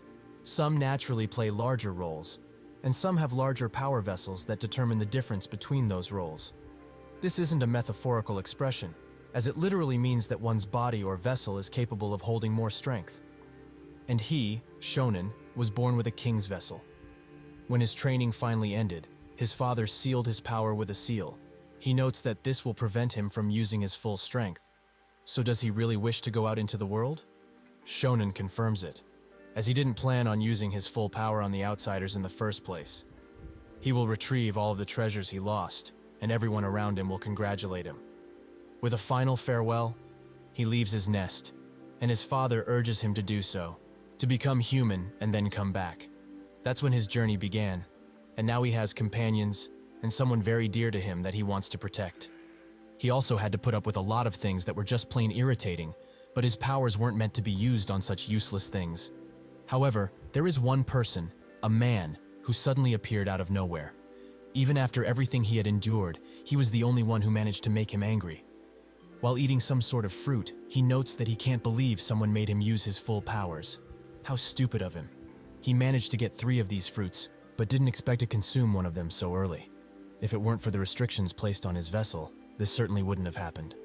But it was also necessary, and it will prove a useful lesson for the bullies. This is a lesson for this fool. He isn't the main character here. That's when lightning appears from the tip of the staff, and a large surge of power breaks it to pieces. Hio lunges directly at Shonen and grabs him by the head. With extreme speed, he pummels him into a wall, leaving him at his mercy. The guild masters watch, and one notes that the guy he just beat up is Jecheon Daesung's son, right? Another note notes that their bloodline is quite overpowered, but that child holds no skill yet. Dean watches with anticipation, and he asks Ran what he did to Hio for him to become like this. He notes that he didn't do much, and only gave them a theoretical understanding of the commonly known forces. All of this time, he had been exerting this strength, so he just thought about how to control it. In other words, this is just the first step toward growth.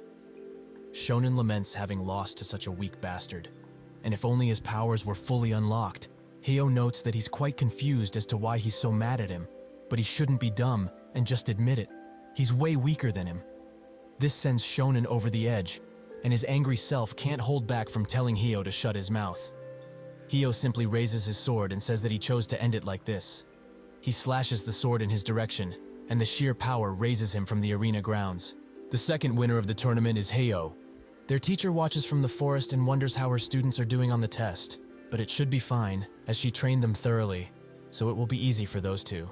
She did great with them, and also left them with quite a nice gift, just in case. Hio can barely stand on his legs, and Liber demands he not fall down on his face again, but there's no helping it, and eventually, he falls. She urges him to get up, as he's been working too hard for this. But that's when she notices that some of his veins have turned blue and seem to be spreading. Suddenly, something from behind her begins buzzing, and she looks to see what it is. Hio falls into an endless body of water and wakes up with Arthur next to him. This surprised him, and he instantly dashed away. He asks where this is and where Liber is.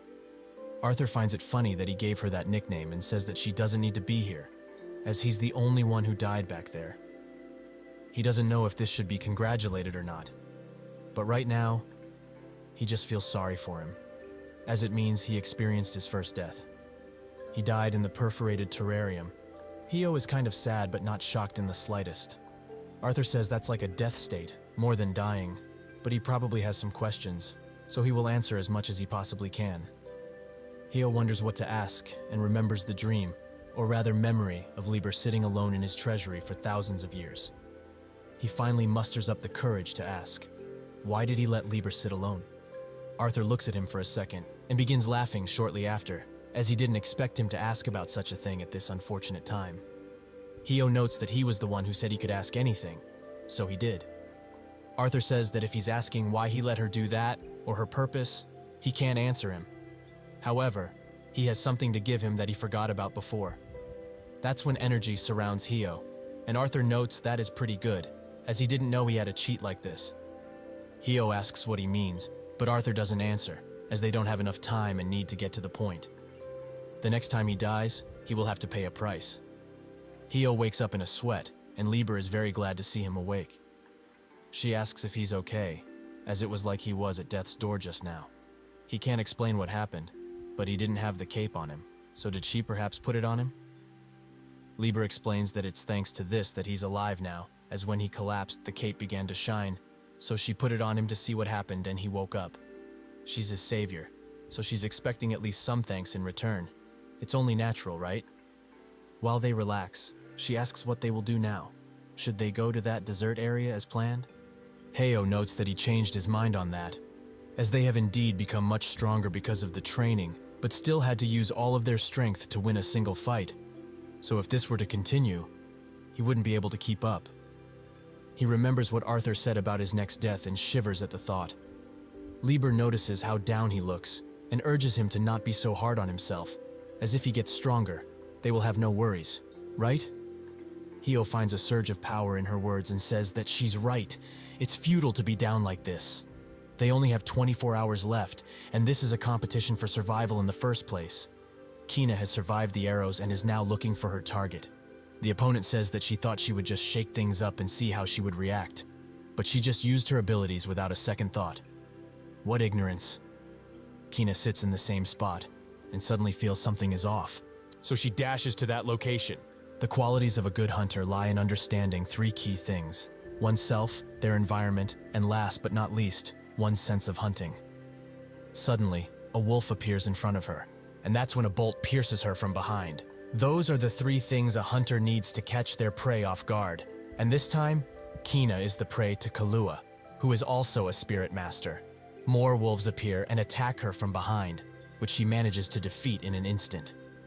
Kina changes locations in a second and tries to find her opponent by burning more trees, but she's very swift as well, and she asks if she was looking for her from behind. Kina tries to look at her, but she disappears instantly, without a trace of where she went.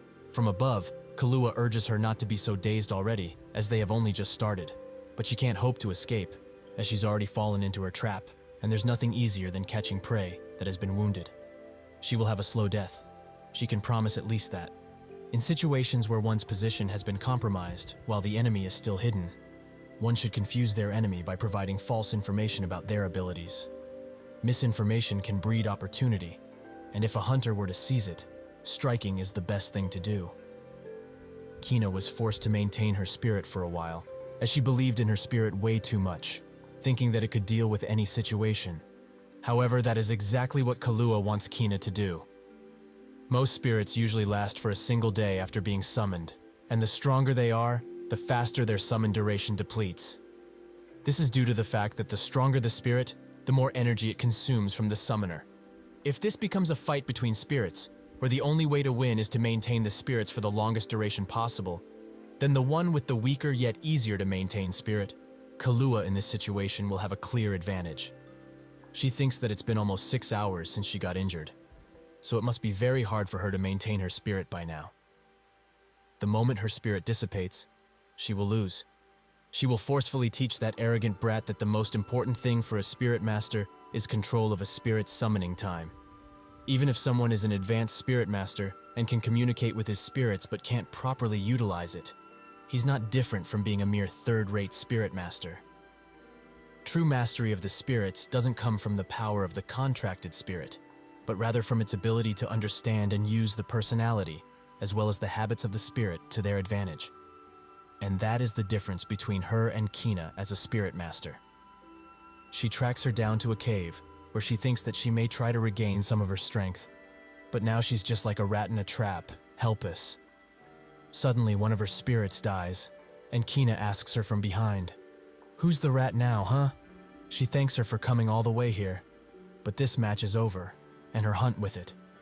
Kahlua is extremely shocked that she still has her contracted spirit with her, as she was sure she had used all of her summoning time by now. Kina asks what the summoning time might be, and Kahlua's face drops as none of this makes sense anymore.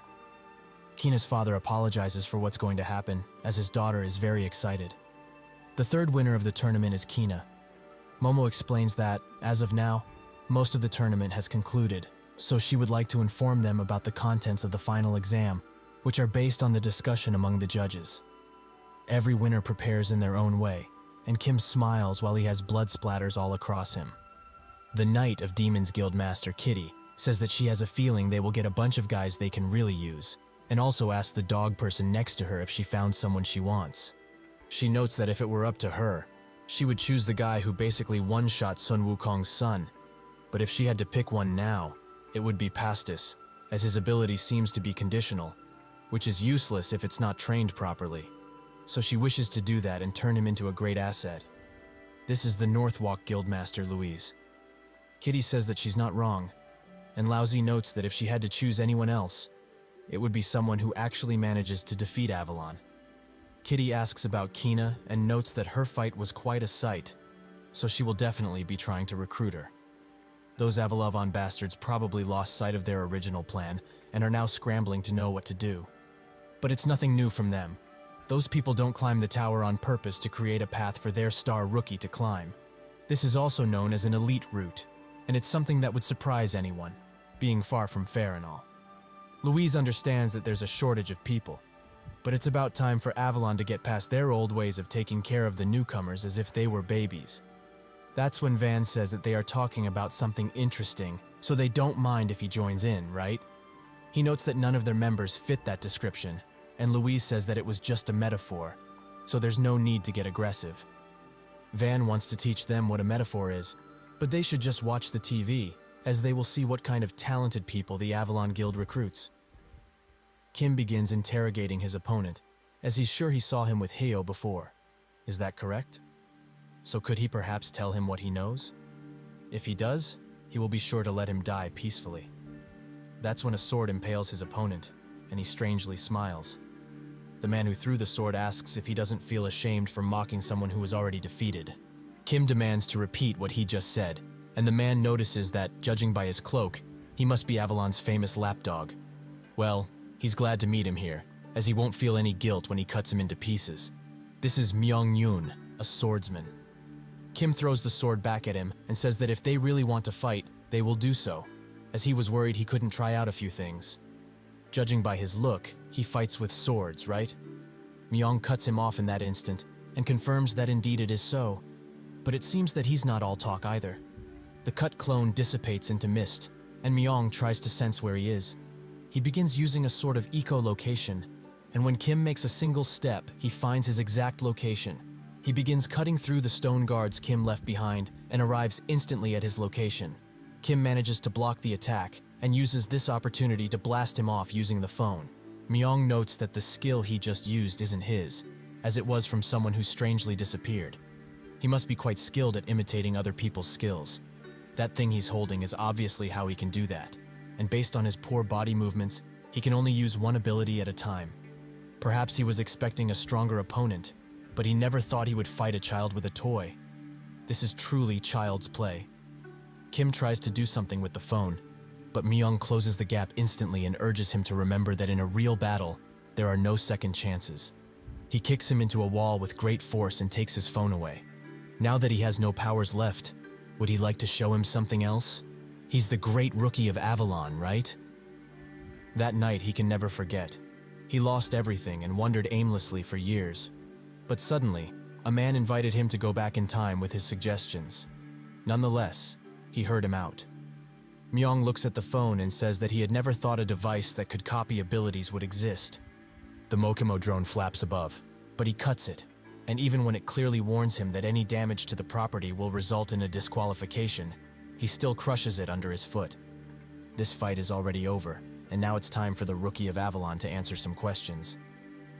Kim asks if he's not shamed by making fun of the person he just beat, but it doesn't seem so as Myung kicks him around. He told him that the fight is over and he's at his mercy, so he should answer his questions or else. Does he know where Hayo came from? This shocks Kim quite a bit, and Myung slaps him around again, as it seems he doesn't know, so they should move on to the next question. Where did he come from? Kim is surprised that's all he wanted to know, and if that really is the case, he should have told him much earlier, as he would have helped him. But why does he want to know truly? Did he perhaps meet Arthur from above? Myung asks what nonsense he's spewing out, and he tells him to only answer when questioned. Kim takes this as him not meeting him. Thus, he's only an ant in his way. Myung suddenly gets forced to the ground, and Kim notes that it's a rank 7 gravitational field that he's using. Even one such as himself would find it hard to get out of something like this.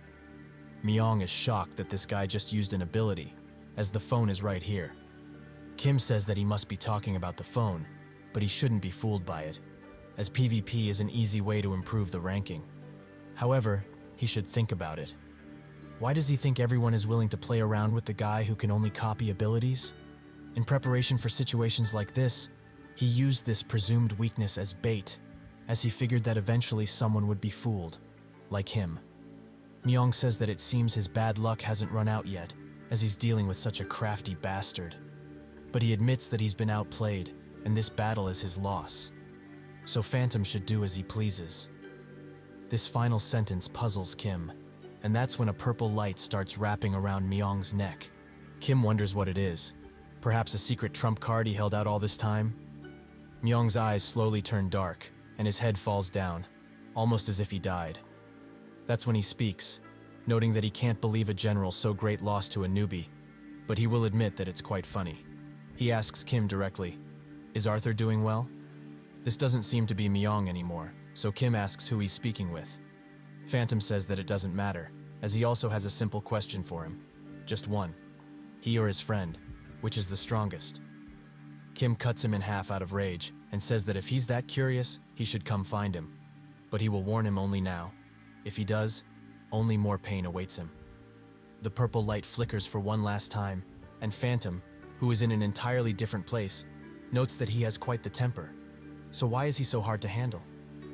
This whole situation is quite funny, but the girl behind him does not find it amusing in any way. It seems that he really wants them to go see him, and if he wishes so, they will do just that. Momo announces to everyone that they will now proceed with the final exam. Everyone gets transported somewhere else, and it seems that this time, the exam will be a party quest of sorts. Hyo and Kina get teleported at the same time, so it seems that they are teammates.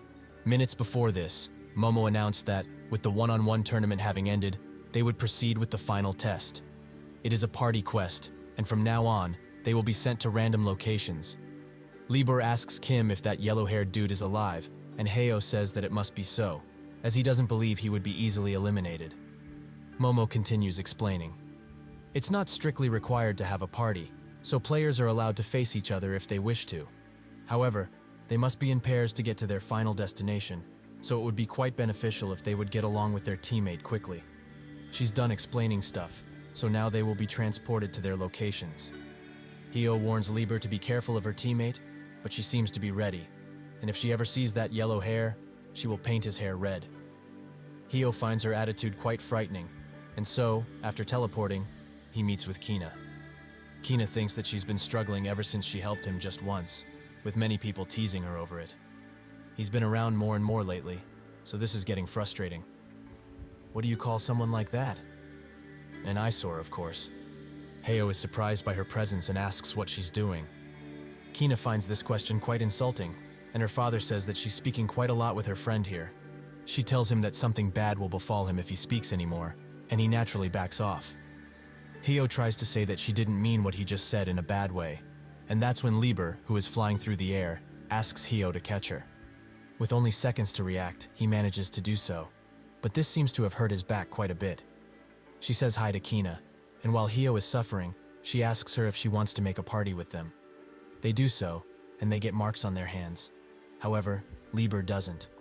The yellow Mokimo tells them that their quest is to arrive at that destination while still having the seal, so it's something everyone should be able to do. That concludes the quest description, and that's when countless golems rise behind them. Kina is swift to react, but Hyo is much swifter, as he has sliced his enemies in a single second. His show-off suddenly ends because of Lieber, who starts beating him for using his abilities so early. Does he really want to faint again? Kina's father notes that the skill he holds is quite valuable. Later, Lieber talks to Kina's father and asks if he really is a spirit. He confirms it and notes that because of him, Kina has all that power. She notes that he's similar to what she is for Hyo, so they have something in common to chat about. Kina looks over a cliff, and Hyo asks if she notices anything. He comes closer and spots that she was looking at a cave, or rather, a dungeon of sorts. Kina notes that dungeon is the right word, but it might prove quite useful, as she would rather fight monsters than players, so she will be going first. Hyo urges her to wait for him, as they have no way of knowing what's inside. They walk to the entrance, and both girls are in agreement that they should just get going, despite Hyo's advice. They walk through it, and Hyo finds this atmosphere quite awkward, as they haven't spoken in over half an hour. They are faced with a crossroads, and Hyo asks what they should do. Kina says that they can't just split up, but her words give her father a grand idea. He asks Lieber to come with him, and those two can do whatever they want. Kina demands to know why he chose something like this, and he says that her old father just wants some time by himself. She still tries to deny this plan, but her father asks if she's really that scared, prompting her to give up and start walking towards one of the doors. Lieber asks what's wrong with him to tease his daughter like that, and he says that it's fun and she should try it sometime. She sighs and wonders what fun he finds in it. Lieber and the father reach a dead end, and so they walk back. While doing so, the father notes that she and Hyo seem to be quite close.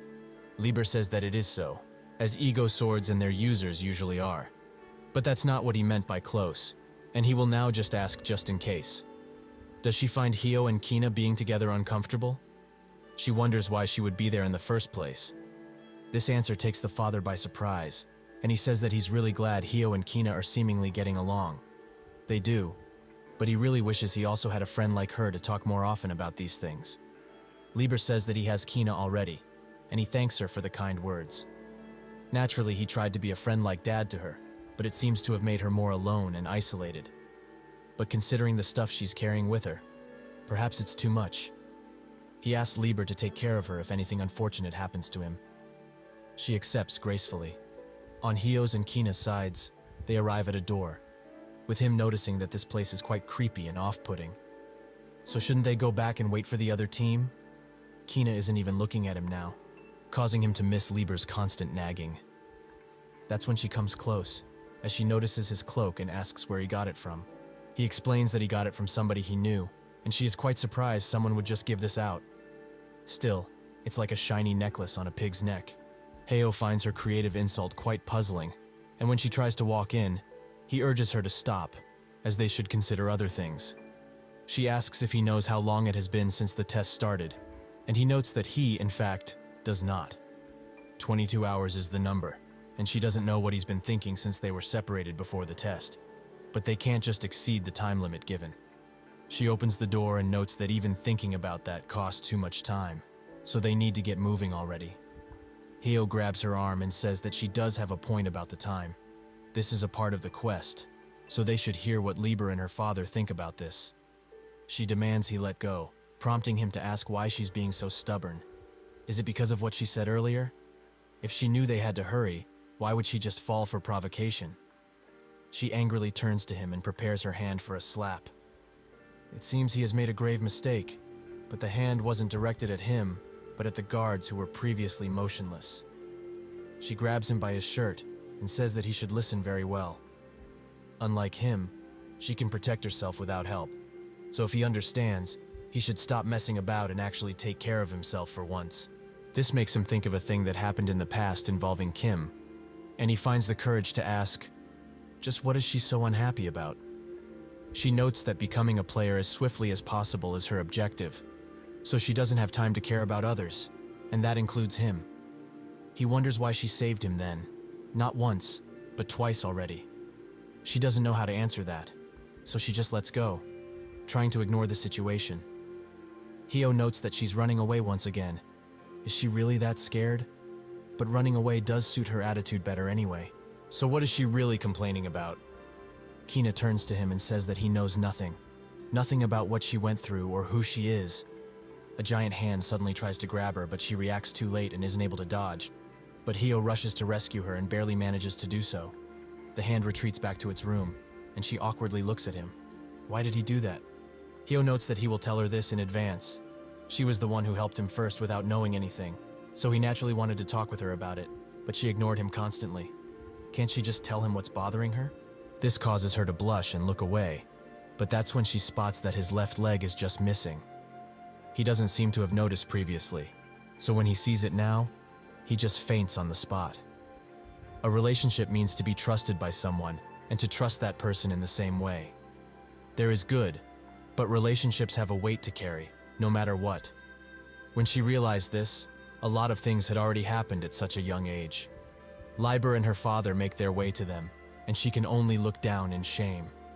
Liber rushes to Heo's side, and Kina's father notes that his leg is fully broken. He was told previously that fatal injuries like this inside the tower meant the leaking of information instead of bleeding. So right now, the information that his body contains is just spilling out. Liber asks what should be done, but he has no clue. Unless he has a class that allows him to recover, they are better off not trying anything and making it worse. He's sorry, but that's the reality of it. Kina looks down, and he asks what happened in the first place. She explains that she was attacked by the boss monster over the door, and all of this happened because she opened it. She is the sole person responsible for his injury, as she let her guard down too much. This is why they shouldn't have separated in the first place, like he suggested. He apologizes, as this is the only thing he can do now. She starts thinking of Hio's words about how she's just running away from everything. But what can she do now or later? What can she do by herself? Liber still tries to wake him up, but that's when she remembers that last time the cloak saved him. So she covers him up with it and prays for him to be healed, as they made a promise to come back safely. Kina comes from behind and asks if the cloak has shined recently. Liber asks if she knows anything about it, and Kina notes that it's not important. But when did it last shine? Liber says that it did on their last test, and Kina crouches down, noting that she should clean it up. This cloak is made from a special material only found in the tower, and its characteristic is to save and release its power. She also heard that it shines when that ability is used, so even a small piece would be enough to buy a whole boat, but at this size of the cloak, it's just crazy. Liber asks what they can do, and Kina urges her to not worry about it, as she will do something about it. She summons her father's powers, and he notes that his powers can only interfere with her body, so helping Hio would require a signed contract. She knew this already, but this stinks. He helped her once, but she helped him countless times. This time he won't have anything to complain about. Liber notices that the fruit is the same as that monkey had. So where did she get it from? Kina says that from somewhere she doesn't need to know, but she will be using it to heal Hio. She takes a bite, and Hio's leg suddenly bursts into yellow light. With this step done, she bites her own finger, causing her father to panic. Is she really going to give him her blood? She says that there may be some parts she forgets, so will he help her throughout it? The father urges her to wait, as if she were to do that, she would. He doesn't get to finish, however, as a burst of yellow light comes out of the area. Hio slowly comes to, much to Liber's gladness. He asks where Kina's father is, and Kina says that if he has time to chat, they should hurry, as they need to get going already. Hio and Liber are in shock, as Kina has turned very little.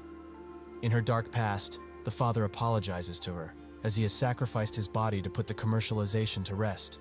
She asks where everyone is. It's because of her that everyone disappeared, right? If only she were dead, nobody would have died. Her father looks at her with a sad expression and says that because of what he has become, he can't hug her tightly anymore, but he can ease her soul. She should not put the weight of the clan on herself this early. But he promised that they would take care of them and wouldn't stop until every last thing was burned up.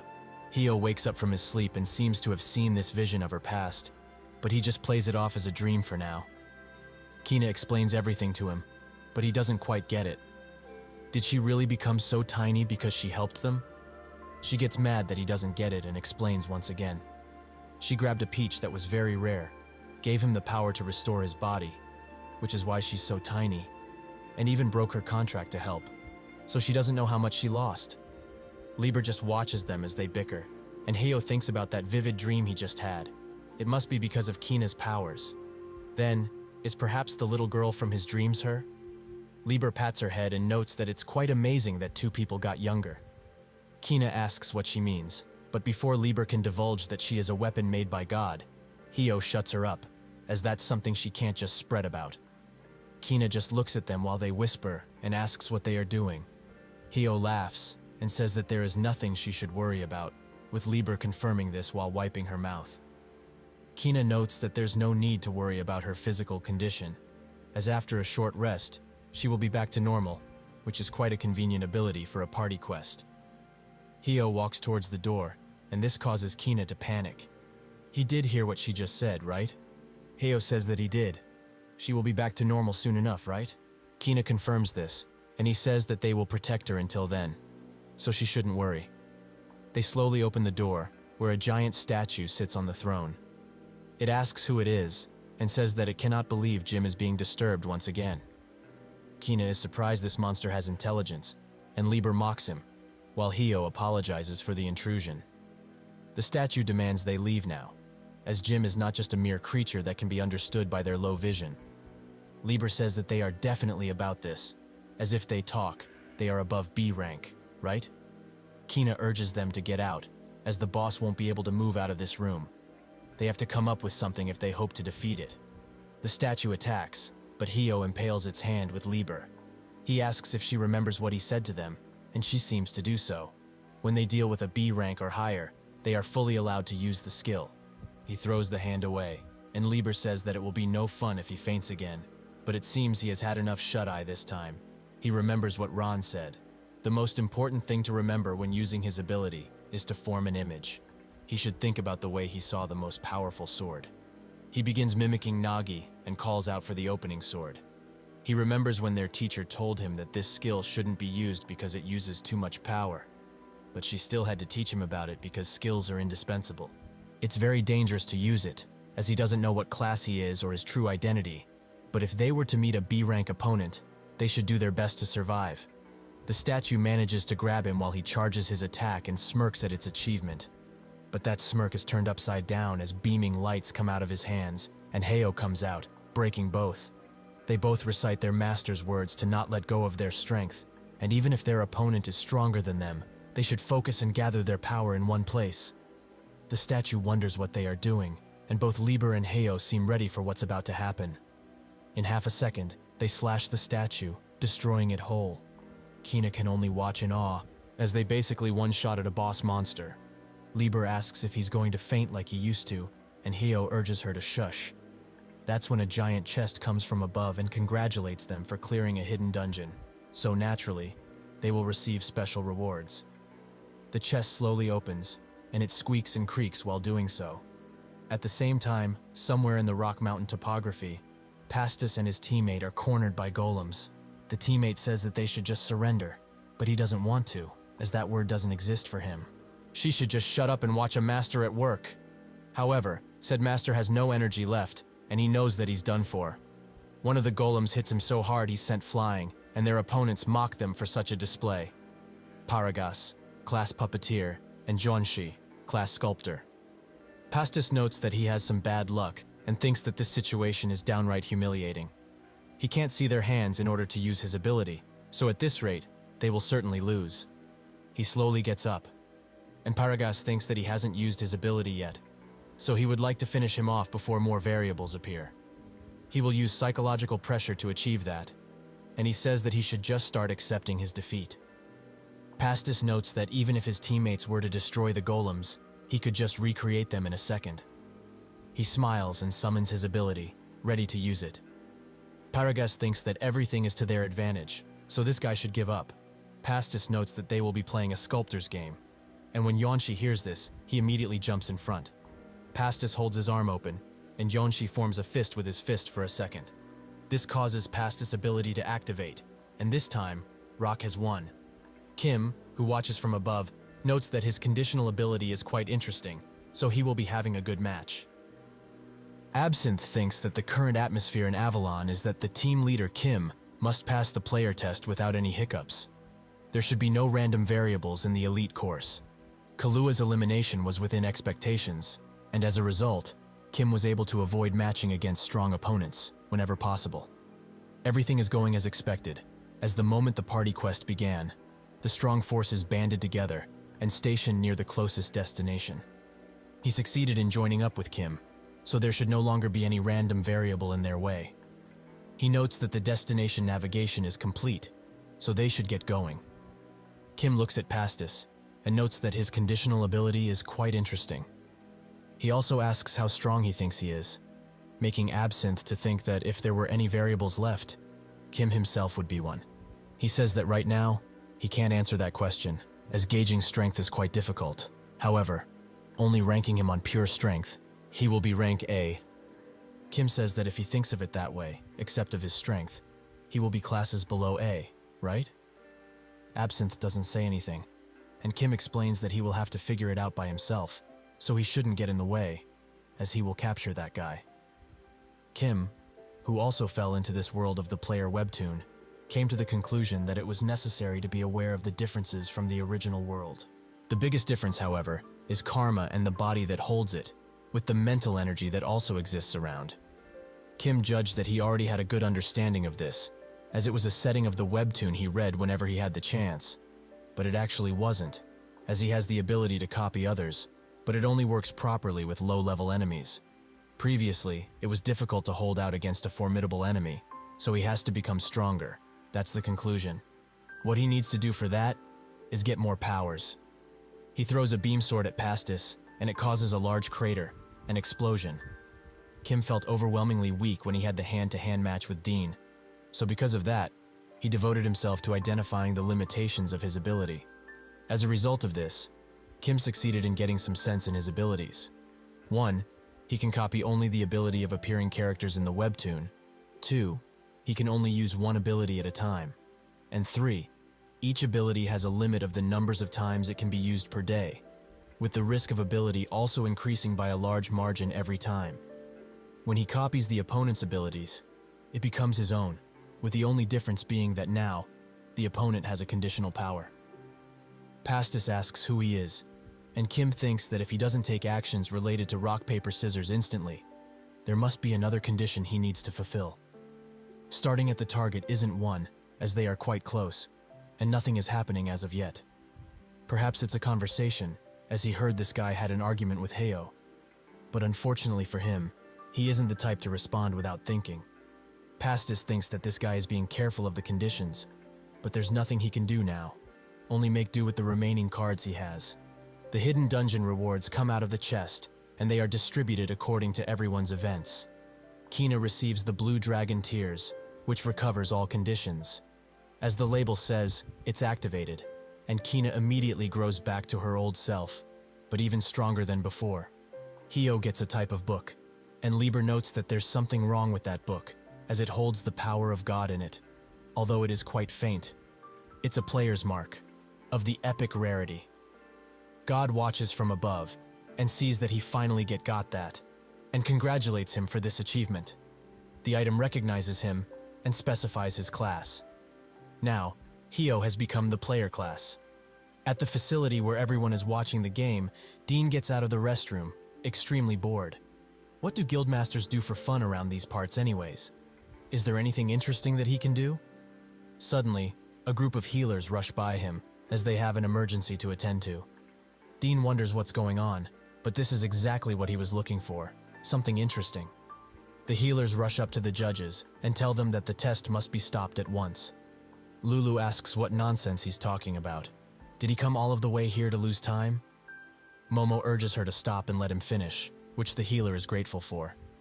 He explains that Myong from Group D lost to Kim from Group A.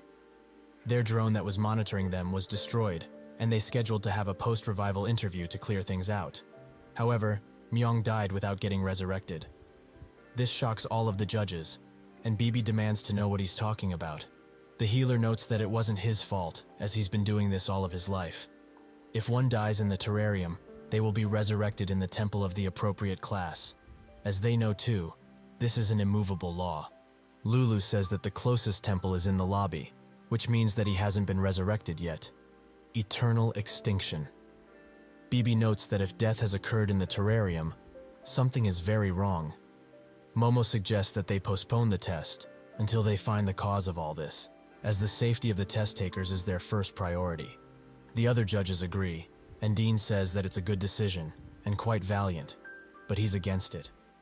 Momo notes that this place is strictly prohibited to outsiders, even if he's the second in ranking. Dean apologizes, as he was looking for the bathroom, but he thinks he said it clear enough that they shouldn't stop the exam. However, he has an idea. Would they like to hear it, perhaps? Pastis still manages to stand and defend his teammate, even after Kim's countless attacks, who thinks that even if this guy is inferior, he can't save the Stole power as it is, so it would be a waste of time and resources to keep fighting.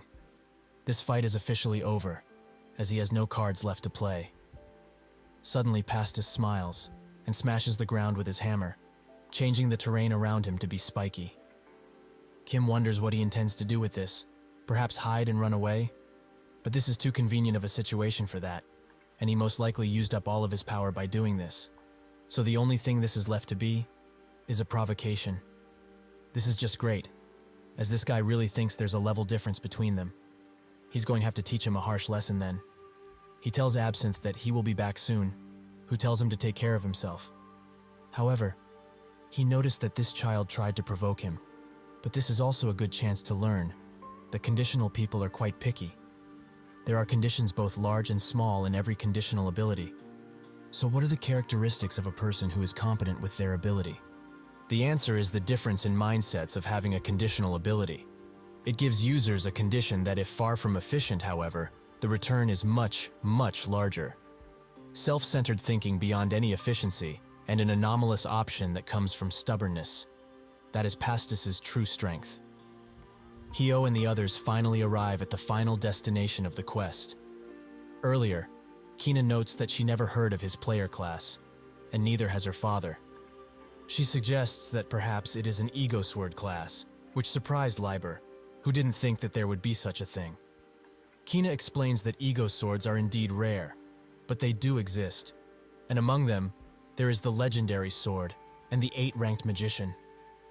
There are also some among the rankers. Did she really think she's the only ego sword around?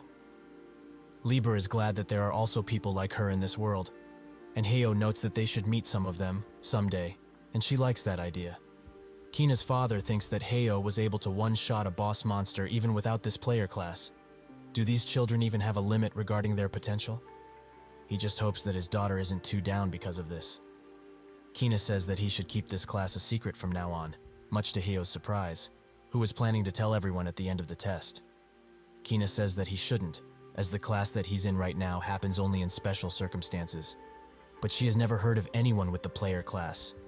So does he know what it means to let the other players know about all of this? He will be labeled as a weak person who can only win because of that power. That will be said about him. So he shouldn't tell a soul, as he doesn't need all of the other players to be enemies. Heo says that he will do as she says, but if they are talking about all of the other players, what about her? She explains that he told her because he wanted to, if he has the player class, and told her because he wanted to. It's something to live with now, because of how indecisive he is usually. Also, if he had any bad intentions, he wouldn't have told her about it. Additionally, he doesn't seem to be able to keep anything from her in the first place. Even so, if he really thinks he's the only real player, that's the kind of ambition worthy of climbing the tower with. Her father looks at them and notes that she's usually a bit shy, but the trust between her and Heo has helped a bit, hasn't it? Liber also looks at them and feels a bit jealous now. Pastis attempts to attack Kim, but his attacks aren't going through his barrier, which seems to be immovable. He even tries to attack with his hammer, but nothing seems to work. He's slowly running out of ability, so maybe this attack will be his last. But that is fine, as he still has a plan, and as long as he can do that, he will win. He releases his attack, and Kim prepares the barrier, but if Pastis calculated right, the barrier shouldn't be able to block the incoming attack, as he's only able to block things that he looks at. Kim barely manages to dodge, giving Pastis the opportunity to try and hit him with the hammer.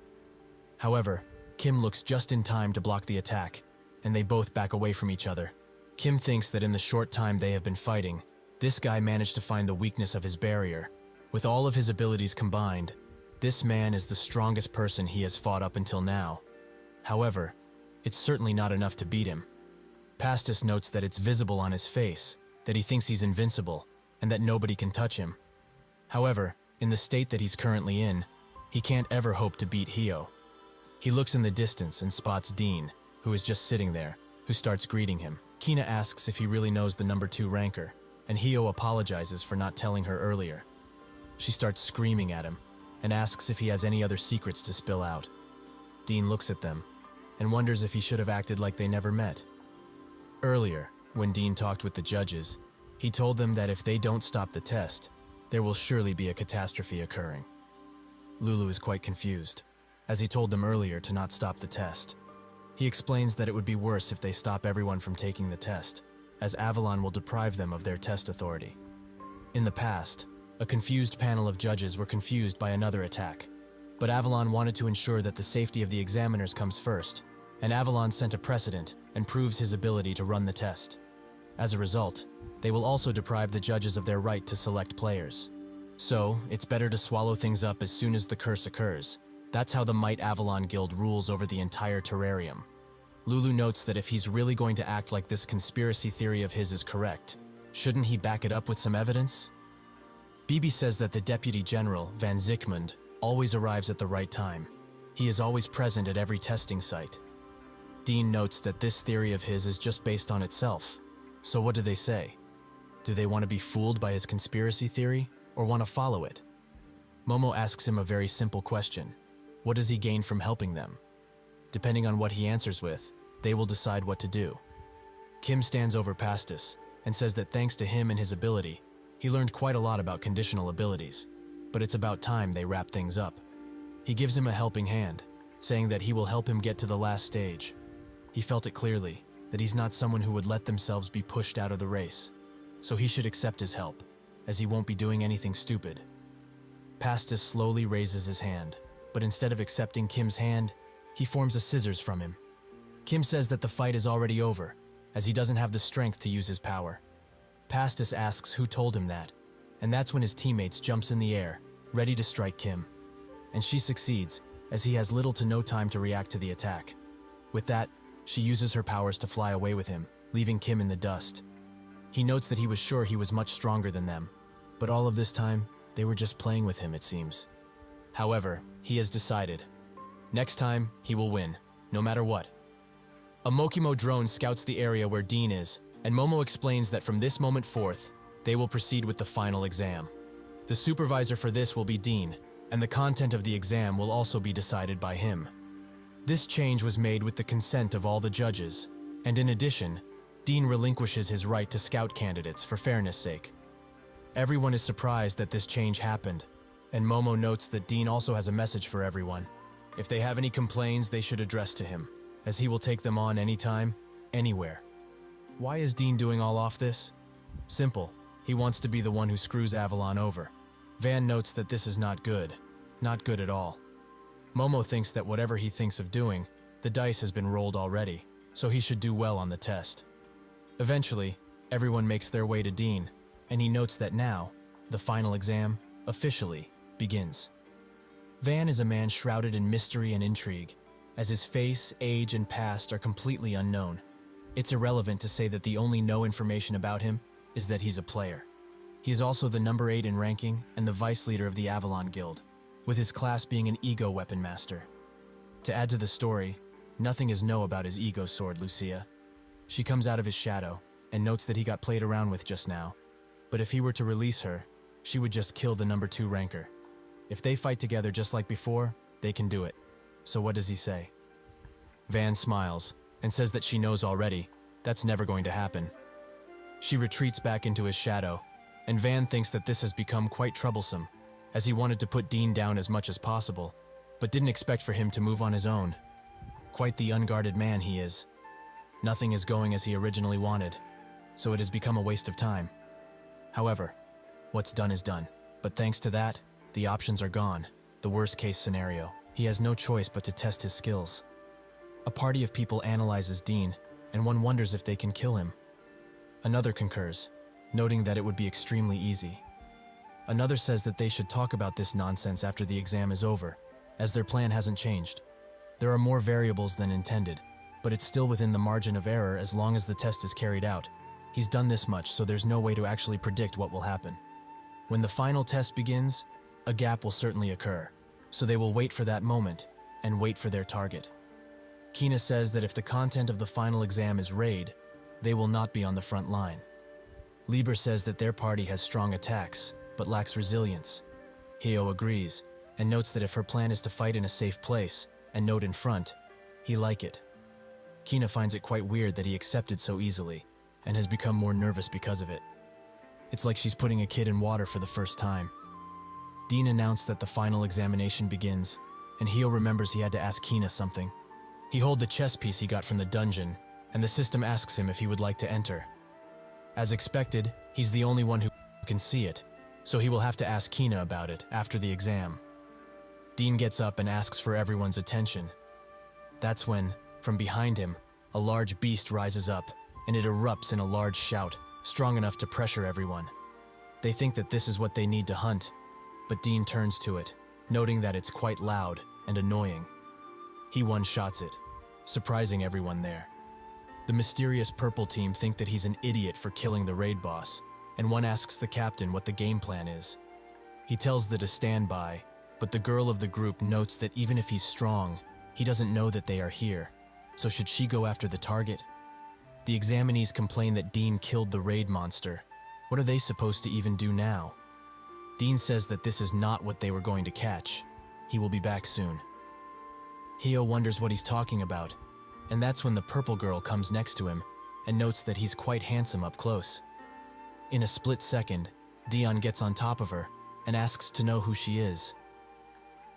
Suddenly, all of the signal cuts out, and a guildmaster asks Momo what's going on. She explains that they lost contact with all of their flying drones. However, the drones they are talking about are simply machines, and derived from the byproduct of the terrarium power, plus, they have the ability to communicate. The numbers are closer to infinity than anything, and nobody truly knows the exact numbers, but at least tens of thousands, perhaps hundreds of thousands are in there. Losing all of them just shouldn't be possible. What could it have been? Lousy says that it actually happened, and that's a fact. And if they keep doing these types of things from now on, there will be only unrankers. Sirius demands they do something right this instant, perhaps even stop the test. But something must be done now. Van pats him on the shoulder and urges him to calm down, as it's not as dangerous as he thinks. His judgment, however, is correct, but he seems to have forgotten the most important part. Who is in charge of the exam currently? If there is something that really cannot be dealt with, it's not going to work out if they start stepping up. They will just have to wait and see where the situation goes. The moment Dean got her in her grasp, Noah realized almost instantly that her judgment was completely wrong. The distance between Dean and her party is almost